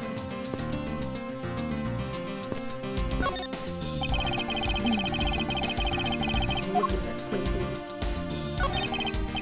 Room 1203 or 1203. I take it that this is Mr. Portsman's office. Yeah, you can't mistake it because of the basketball hoop, sir. Oh, that reminds me. Mr. Portsman actually had wanted room 102 really bad. But since you were already occupying it, Mr. Edgeworth, you put him next door, sir. So why was Mr. Portsman so particular about getting room 102? 1202? I'm not sure, but I bet it's because something like his birthday is December the 2nd. Yep, that's gotta be it. I can't think of another reason why. I could think of at least 3. Bah. Why am I even wasting time thinking about this? It's like the basketball hoop. It's Mr. Portsman's personal basketball hoop. I can't believe we put something like this in the hallway of the prosecutor's office. But you know, it's actually pretty useful, sir. I haven't gotten lost trying to get to your office since it's been there. How long had the same office, and yet you still managed to get lost.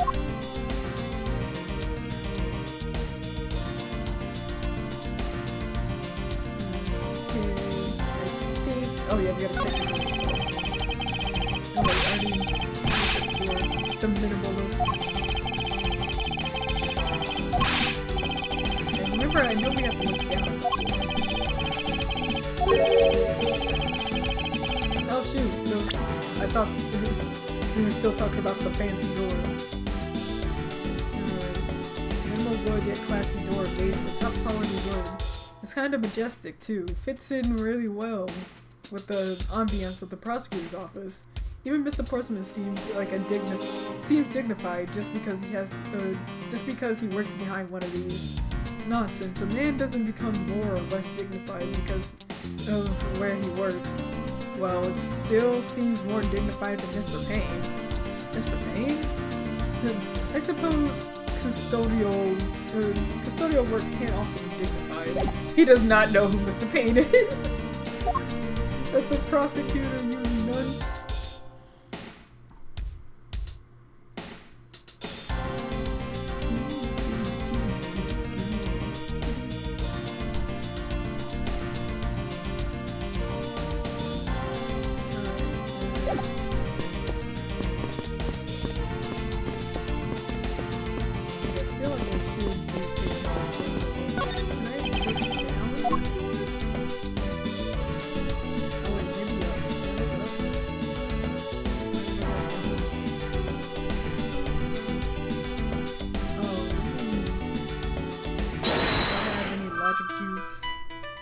Files of disarray.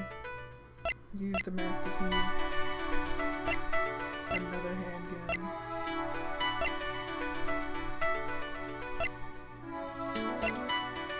This key was missing approximately around 1 a.m. to 2:30 a.m. This key was used to unlock the Portsmouth's office at 12 a.m. from 1:30 a.m.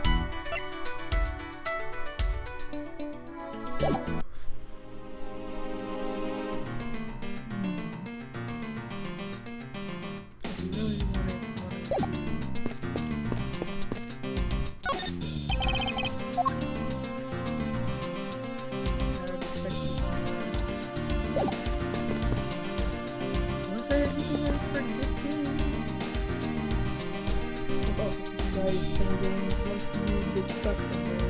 You get stuck for a bit.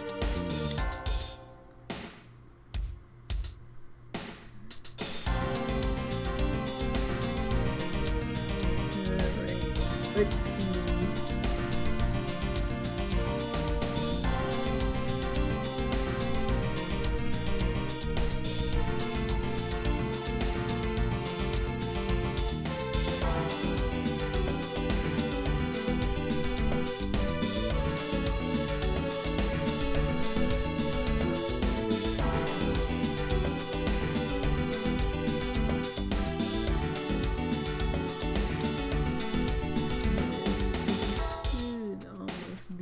Done with this case after the second half.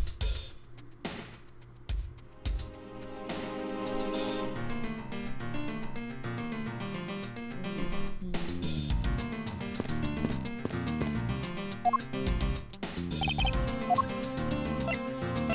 There's Ace Investigator. This is new. I don't remember Ace Investigator being around. Oh, hello, Peach! When did you get here? Just now? Oh, cute suit, thank you! Check it, I always gotta show everyone who comes in. Boom! I can point. This is my objection finger. Yeah, hello, welcome. I've been reading the entire time too, so if I sound all raspy, that's why. 2 hours of reading out loud. Just for those who don't really want to, who aren't looking at the screen, I do it for you.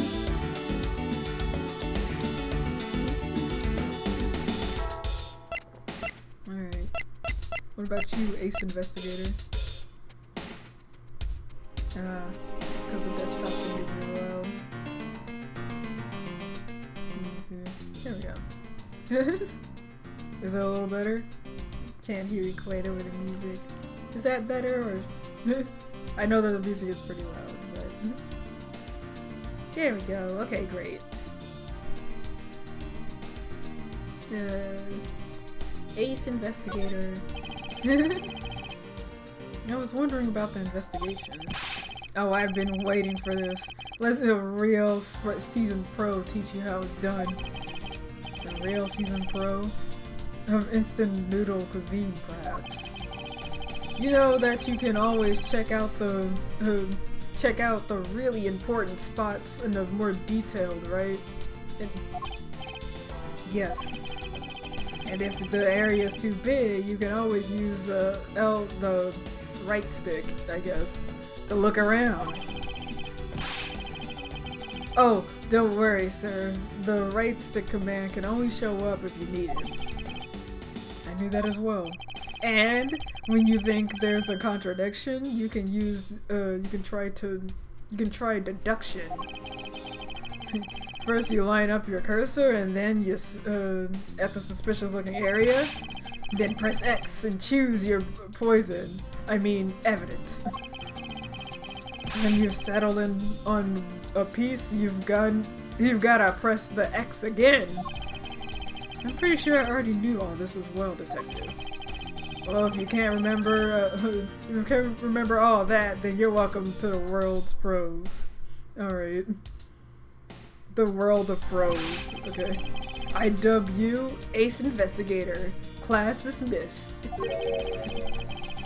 And all I wanted to know was an update on the investigation. Alright. So he really is just a tutorial. He's just like, if you need it. I can't help but think of Gumshoe, like putting his feet up on the chair and just be like, alright pal, I'm gonna tell you how to investigate. Like, yeah, I know, detective.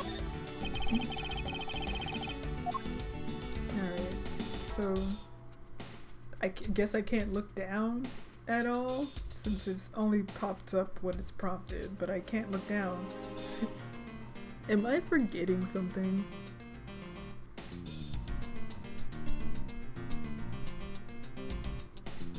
Like, I'm wondering if I forgot. Do I have to connect the dots? I feel like I have to connect the dots, and I'm just silly stupid. Like I haven't done that yet. Whoops. These are the only things. Connect. Yeah! Not gonna lie, I kind of missed a little swirly and then like the brain blast instead of like it's a puzzle and you put it together. That's how it looked in the old DS version, but I wonder if they only have that on the pixels, because this was, I have it on the HD sprites. And you know, for all the newcomers who've never played an Ace Attorney game, I have it, I'm replaying this in the HD. The old one was full of like pixel art.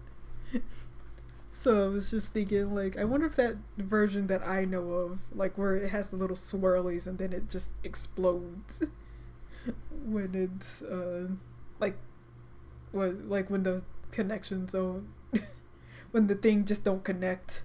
I don't know, it's just interesting. I just noticed that, like, oh yeah, this layout is a little bit different than how it used to be. It used to be like this little blue box. Alright, anyways, okay. If the top of the door was an eye level to Edgeworth, then he's pretty tall dude. Oh yeah, Edgeworth and Phoenix are pretty tall. I think Edgeworth and Phoenix are the same height too. They seem, like, the shortest guy in the Ace Attorney series is Apollo, at being at 5'5", I think. Yeah, he's 5'5".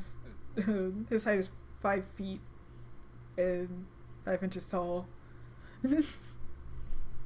Simon Blackwell's a big motherfucker. He's huge. He's a big boy. He is a little guy. He's very small compared to everyone else. He has little guy energy, but he's actually a big guy stuck in a little guy's body. Or he wants to be a big guy. Alright, Miss Bird, I'm afraid there's a flaw in your story. What? No way, pal. I'm sir. I mean, sir. She speaks like Gumshoe sometimes. He's in Napoleon complex, yeah. He's just very short, that Apollo. I love him, though. And, like, I sometimes ship Apollo with Simon, so you know that height difference is insane. But anyways, you said that you locked up Mr. Portsman's office around 1:30 a.m., correct? I was just like, hold on, the times are different. However, the master key had already been stolen at that time. Wow, nothing gets by you, Mr. Edgeworth. You solved that contradiction like a pro. I had totally forgotten all about that. But thanks to you, I remember now. You're right, it was around that very time that I realized the key was missing. And? Well, I'm a security guard, sir. I couldn't just admit to losing the master key, could I? So I pretended to lock the door, sir. You pretended? Yeah, I used my house key to make it look like I was locking up, sir. So in actuality, you never did relock the door, then? Well, I thought you may, I thought that maybe I could lock it after I found the key. Come to think of it, I guess the door still had been locked, still hasn't been locked properly. Miss Bird, alright. Miss Bird unlocked the door, but the master key was stolen. She could not lock it up. Alright, so we got one part. I think we need to investigate the door a little bit more. Yeah, I think we need to check the door lock. There you go. The door's locked shut. I bet the old credit card trick wouldn't work here, Mr. Edgeworth. I love a girlfriend. Yeah. She faked it until she made it. Just like, I'll just come back and lock it later. But who? These doors would be pretty insufficient if the average cat burglar could get through them. I never actually understood the credit card, like, unlocking the door thing. I kind of want to watch a video on how that works. How to unlock a door with a credit card. I'm just like, I never understood that. Aha, so I guess a great cat burglar can get in. That must be who our culprit is. But I advise you to return that conclusion to wherever pawn shop you bought it from. I love Edgeworth. Sharp as ever. Alright, but the deuce. Yes. The door's supposed to be locked. Eureka! Yes! Alright. There's a contradiction here between reality and the evidence. If what Miss Bird has said was true, then why is there a door locked? Then why is this door locked shut? Or locked tight, excuse me. Huh? You know... Huh? You know, you're right. Yes. Ooh. Need some water real quick. Like, I already get tongue-tied enough, but...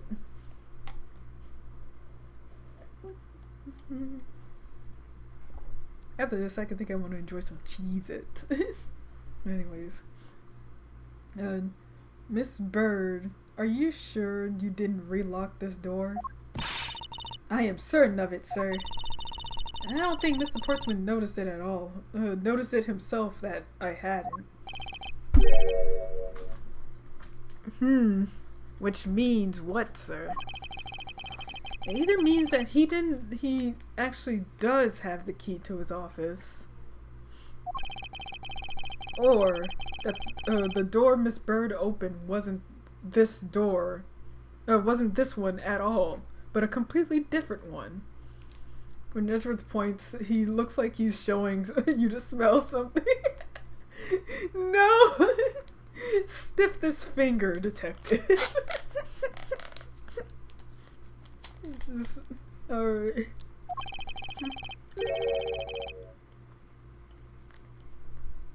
She opened a different door? How can you prove that? There's an easy way to find out. All we need to do is... we need to examine these. The prints on the master key, the prints on the door, the prints on the plate. The print on the doorknob will tell us everything. Hey, you! Yeah, you, pal! Do us a favor and, see what you can lift from this, okay? So, what did you find?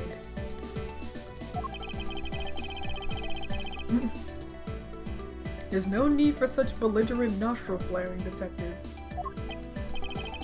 Sir, I have only found Mr. Portsman's and Miss Faith's prints on this doorknob. So only 2 people's prints were found on this, huh? That's pretty decisive. Huh? I'm lost, sir. I have this little patience left, detective. Think logically. If a certain other person's print should be on this knob as well.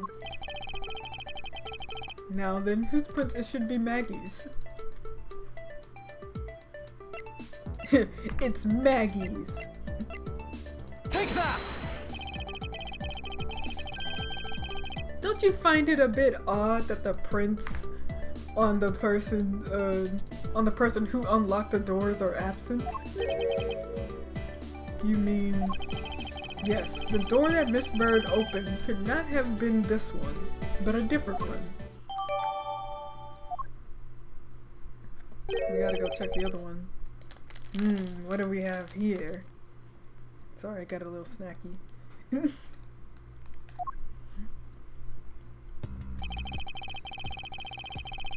Ooh, we got the floor. This is what I wanted. What's this? Looks like a scrap piece of paper. I'll get it, sir. Let's see. Oh, there's something written on it.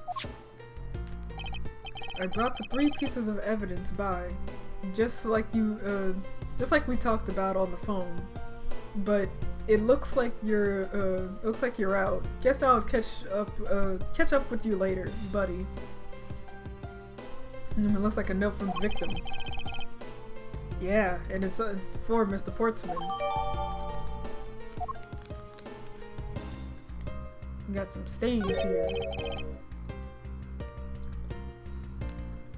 What's this? What are you looking at, sir? Oh, hey! How about a game? That's okay, detective. I just found that the position of this hoop is a little bit off. Hey, you're right, sir. Guess it shifted when someone made a serious sweet slam dunk. The position of the hoop is definitely unnatural. You better take note of this. Alright. Yeah, of course, the basketball.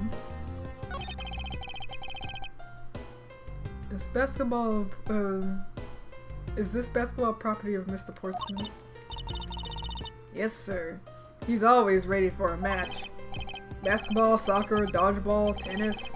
It doesn't matter what sport it is, he's game.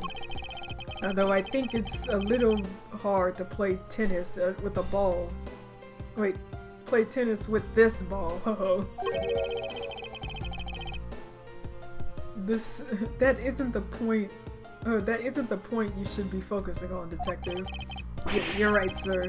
Now I know what I should be focusing on. Bad Mr. Portsman. Someone should teach him to clean his toys up after he's done playing. I think we've reached the end of this conversation. Like, alright. Gumshoe is so stupid. I'm gonna kiss him on the mouth. Yeah! He's so lovely, this entire case. Let's go look at this door. Look at my door. Well, actually, no, wait, I can't. I can look. I think I needed to look at the plate again.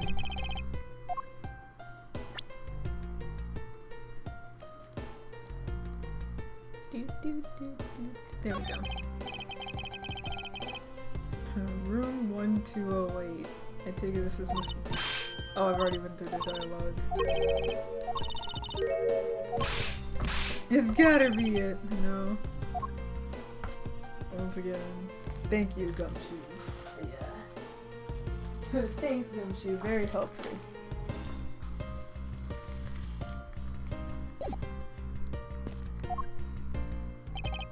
Oh wait, no, not you.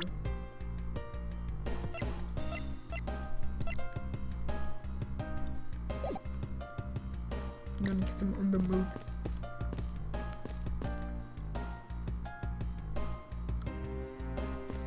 Winston Payne in 3D. I mean HD.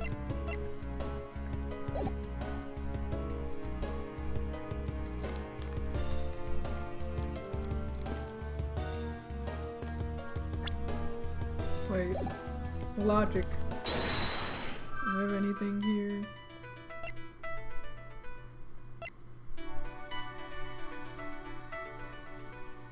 Once before, once after the murder, why?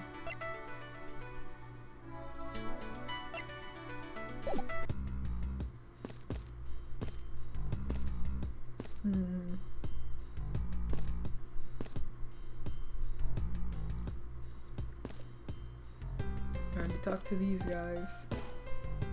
And we already got the hoop here. Wait, was there something that I didn't examine? Oh no.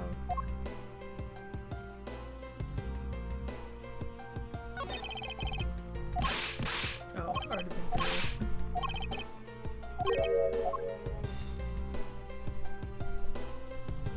Already got the note and the basketball was off. I know it's because Portsman changed where the thingy thing was.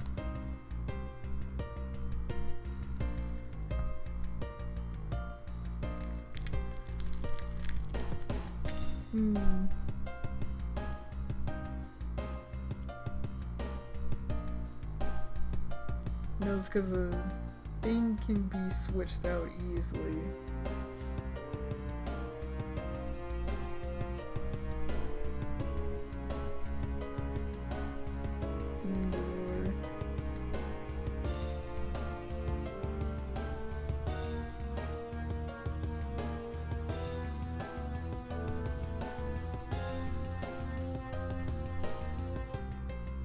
Oh, interesting. Alright. Trying to remember what I was supposed to do, and I already forgot.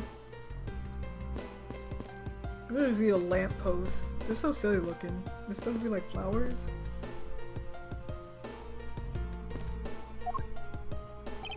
Whoops.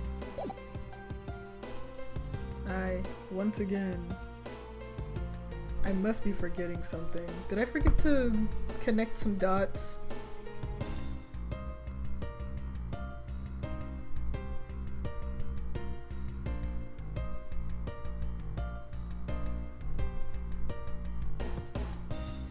Oh, you know what? Let me examine the paper that we just picked up.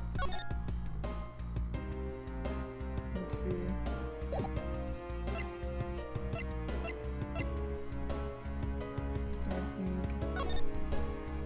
I'll catch up with you later.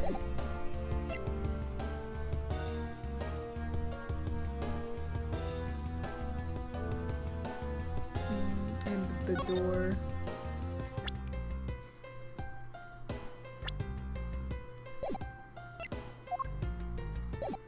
Whoops. Can't really look at that, I guess.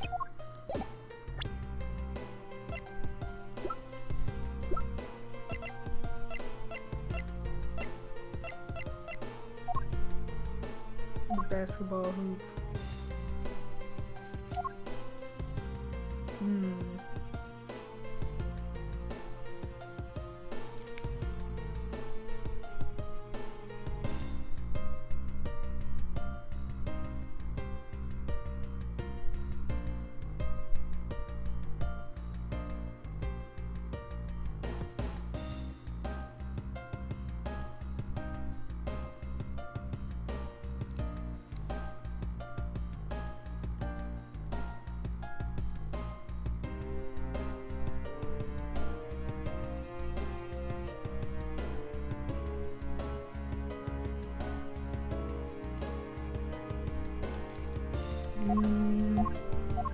Oh no, long low.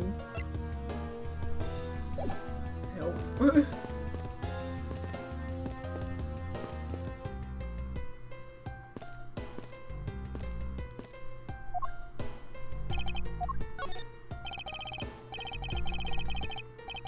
Detective, you look rather intrigued by something. Care to share? Oh, it's nothing. I noticed that Mr. Postman calls his partner Jim. A detective in Sunday next to drama, all my cops is named Jim too. But one of them is a big fan of that show. You seem to know a little something about it yourself. I take it you watch it too? Of course. The tight bond of friendship between a prosecutor and detective is great, sir. Nothing compared to the super strong friendship we have, Friendship, detective? I think you're mistaking it with pity. How could you say that, sir? After all we've been through, too. Award! Friendship or pity? I get a little award? For anything? Oh, now I gotta go through all of them. I assume that you understand the conduct and how to conduct investigations, Detective Gumshoe? Of course, sir. Examine anything and everything with A. By checking various things out, we can gather all sorts of evidence and information. You can see the evidence we've collected with R. Information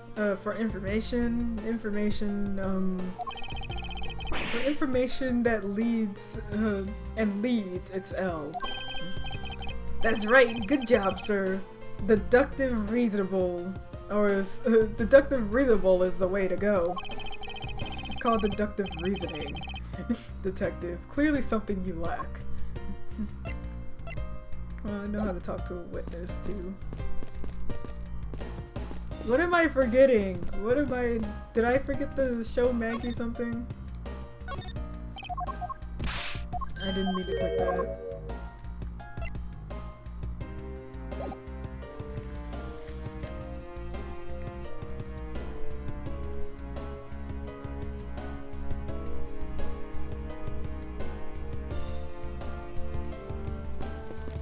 I think, like, I probably had the right reasoning in thinking, like, I should check my own doorknob, right?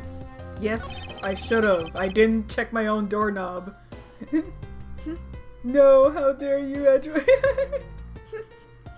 I don't see any signs of forced entry. And according to the guard, there's no signs of a lock that was picked either, sir. I mean, the door was really opened with a key. Did you happen to ask if any prints were lifted on the from the doorknob? Apparently the doorknob is clean as a whistle. Wiped, they think. Whoever this thief is, they did not do a good job of leaving any clues behind. Okay, there we go. Investigation complete. That's all I had to do. Okay, poking around in this hallway has actually paid off quite handsomely.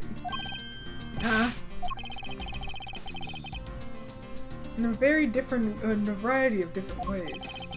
I think it's time we have a little chat with the real culprit of this case. You know who the killer is? Wow, Mr. Edgeworth. As long as my logic is sound, then yes. The mastermind behind the murder is none other than Mr. Portsman. What? Mr. Portsman?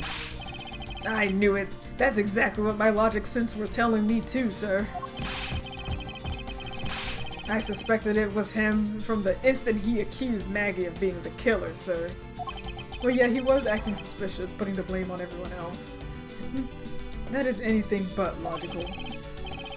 Lady and gentlemen, prepare yourselves. Come what may, it's time to knock at truth's door. And then we all look at the door. Which is my door, because I am the truth. Mr. Portsman, I finished processing the bloody letter, sir. Alright, let me take a gander at that. Pass it here.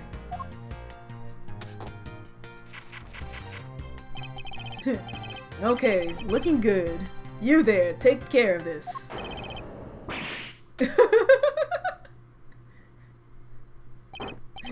Just Gumshoe running in like, rah! Gets bonked. Alright. Well, if it isn't Detective Gumshoe. End of the line for you. End of the line for you, Mr. Portsman. We've got you now. Just casually tossing her. Exactly. Like, come on, dog. Call off your dog, Mr. Edgeworth. Is this some kind of joke? It's no joke. We know, Mr. Jock Sportsman, that you are the guilty party in this case. You must be pretty upset getting chased out of your own room. I'd be mad too. So I guess you can stay, if you promise to stay out of our way. You intend to hide your crime under the guise of a prosecutor doing his job? I can see right through this unsightly paper-thin mask you wear upon your cowl. I love the way Edward speaks, by the way. I can't talk like him, but man! This is why I wish Xander was here. He would have been Edgeworth, because he speaks like him.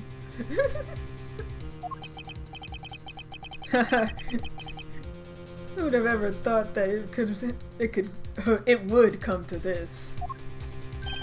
Alright, come to think of it, your mentor was Manfred von Karma, right? He's smooth, yeah. The legendary prosecutor who never lost a single case for 40 years, for 40 long years. But there was always this instant chatter about forged evidence with that guy. Really teaches me I got to stay on the lookout for false accusations, you know? Him doing his little coat flip thing, ugh. Are you done trying to play mind games with me? Because they won't work. The only thing you should be using that mouth of yours is, for now, is explaining yourself. Although that too will only dig your hole deeper. Either way, your game is up. Well, aren't you full of yourself? Even though you have yet to prove anything. Hey yo!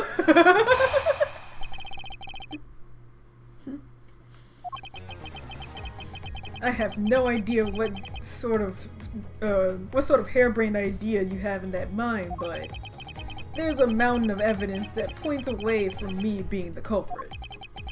Besides, how may I ask you, do you propose I unlock your door and got in here? Look, I feel bad doing this to you, but I've got work to do, so we're done here.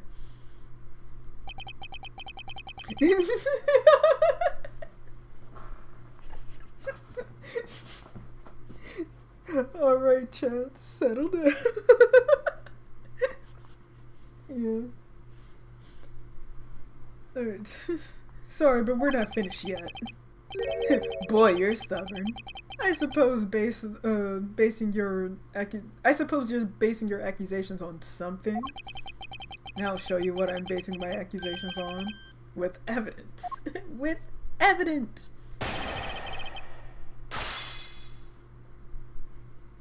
Alright.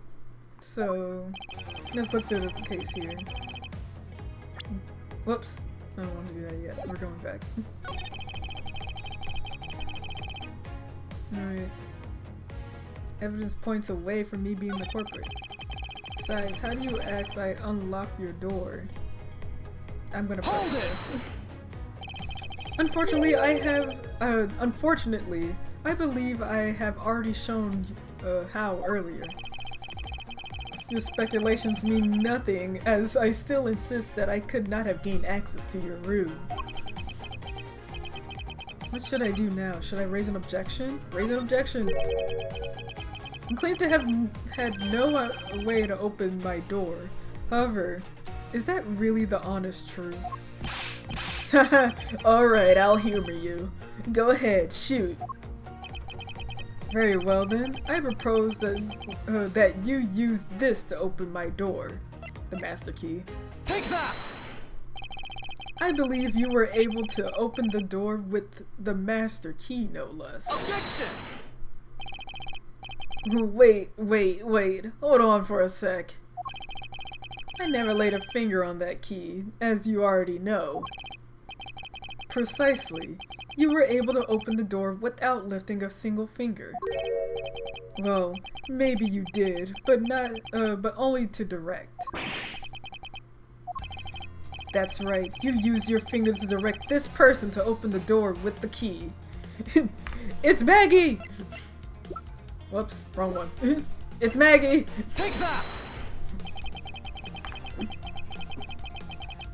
You had asked Miss Bird to open your door, open your office door for you, yes? Yeah, I kinda forgot my key at home. Happens a bit too often for my taste, you know? But the door you had Miss Bird open at the time was not your own, was it? What? You have quite the imagination. But why don't you ask the girl herself whose door she opened, shall we? I'm certain it was Mr. Portsman's door, sir. I checked the number plate to make sure I was opening the right door, sir. See, Miss Bird backs up my story. Yet, if you had misled her to fool her into thinking that, to fool her into thinking what you wanted. Ha! And how do you suppose I did that? By switching the number plates on the doors, for example. That's right! They do slide out pretty easily. Furthermore, then you use the one other thing to give a very strong impression. And that the door she was opening was yours and not, in fact, mine. What was that Miss Portsman use? They used the fucking basketball hoop! Take that! What? The basketball hoop, sir? It's quite the particular fixture in any hallway, let alone the hallway in this building. Which is why it left a usually strong impression on. This is why you. Oh my gosh, words. Let me start over. Which is why it left a. Oh my gosh, the wording. A usually strong impression on you. There was no unusually. But I guess it's just usually because, you know, she's seen that thing. Anyways, it's an object perfectly suited to sit just outside the office of a peculiar prosecutor. What? Yeah, thank you. I was just like, the sentence was worded weirdly. Like, I know why he said it, but also it was rare L sentence for Edgeworth. What? That's very true, sir. That's very true, sir. Because there was a basketball hoop sitting there. I thought the door I was opening was Mr. Portsman's. There are signs that the hoop has been moved. To sit it in front of my office, to be sure. I see. So that's how you throw suspicions on people. Thanks for the tip. But I think your conjecture is a little off the racetrack. Alright, fucker, let's go. Now you're just spouting nonsense. I had the girl open my office door. After all, I was in my room the entire time. You don't have a single reason to suspect me. Alright.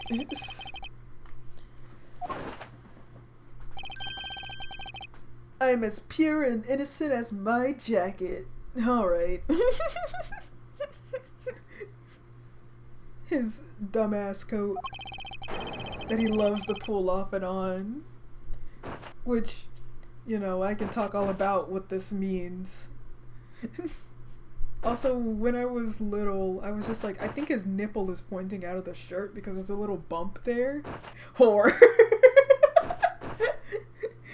Because I thought he was wearing such a, like, tight shirt that his nipple was poking out on the side, but really that's just like an art line. Like, it's just jagged lines on the side.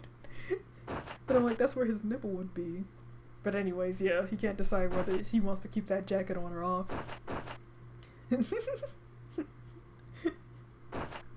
A little cold out, eh? As pure and as innocent as the jacket, I keep taking off it nice and slow. Bro, keep that thing on. And Miss Bird is as dirty and guilty as the jacket that she wears. My jacket is not dirty, I'll have you know. I just washed it yesterday. Please calm down. I intend to show who is the one truly covered in slime here. Don't worry, gang. Make up your mind, bro. Off or on. He's not keeping that shit on, I guess.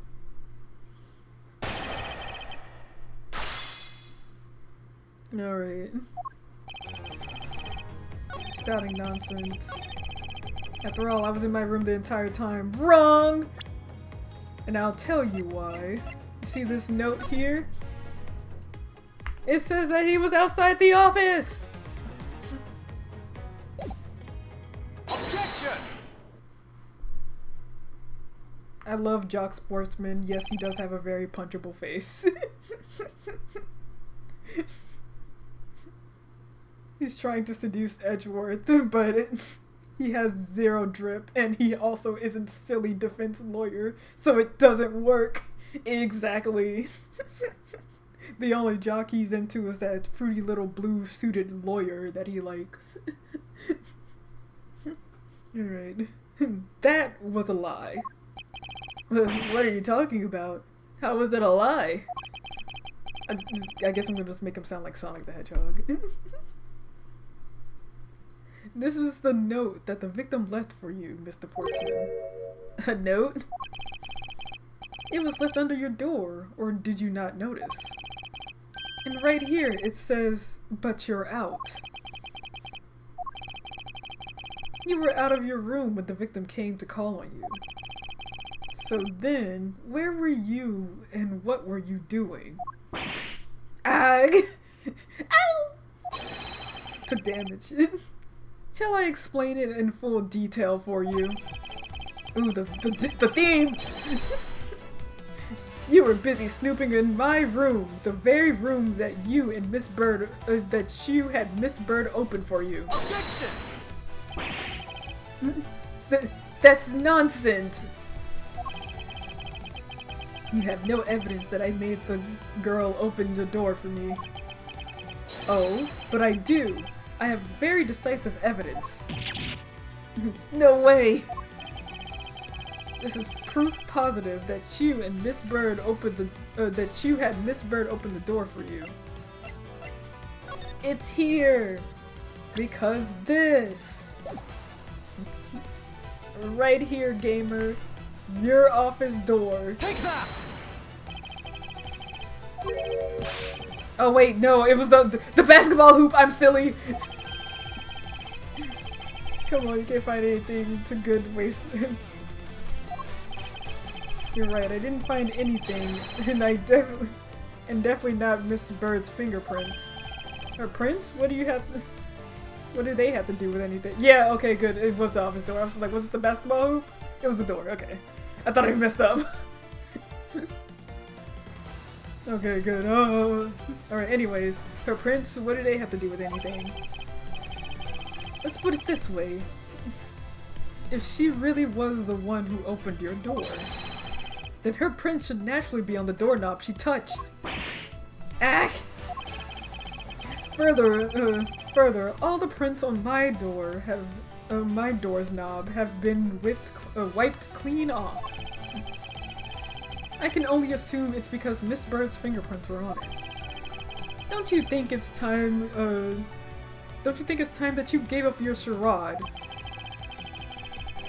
We know you stole into my office with the intent of stealing something from me. And Detective Fate found you out. Possibly because he heard sounds coming from the room whose occupant was on leave. Mr. Portsman, you killed Mr. Faith to silence him. And I had the misfortune to return when I did. You had to threaten me as you escaped. Oh my gosh, I'm so good at reading, guys. I got caught up in a moment though. Like I'm going with the flow. I know what he's up to. Edgeworth is indeed cooking. As I said, when you had the gun to my back, no one gets away. Oh yeah, no one gets away with committing murder in my office.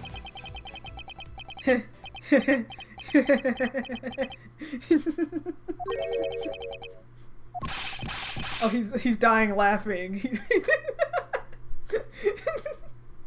I don't got that evil cackle in me though, so I'm just gonna make him giggle like cutely, I guess. Yeah, the words of stole into my office. Yeah. Run, prep boy, run! He's losing himself. He's not losing himself to the music. Alright. Eminem reference real quick. But anyways. And just what's so funny, pal?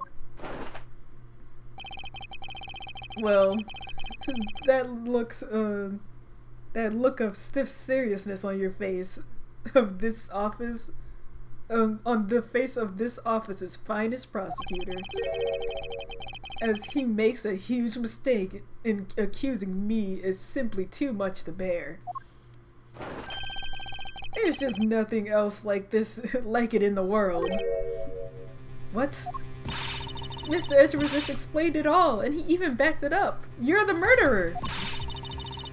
Stop trying to be slippery. Just admit to the crime already.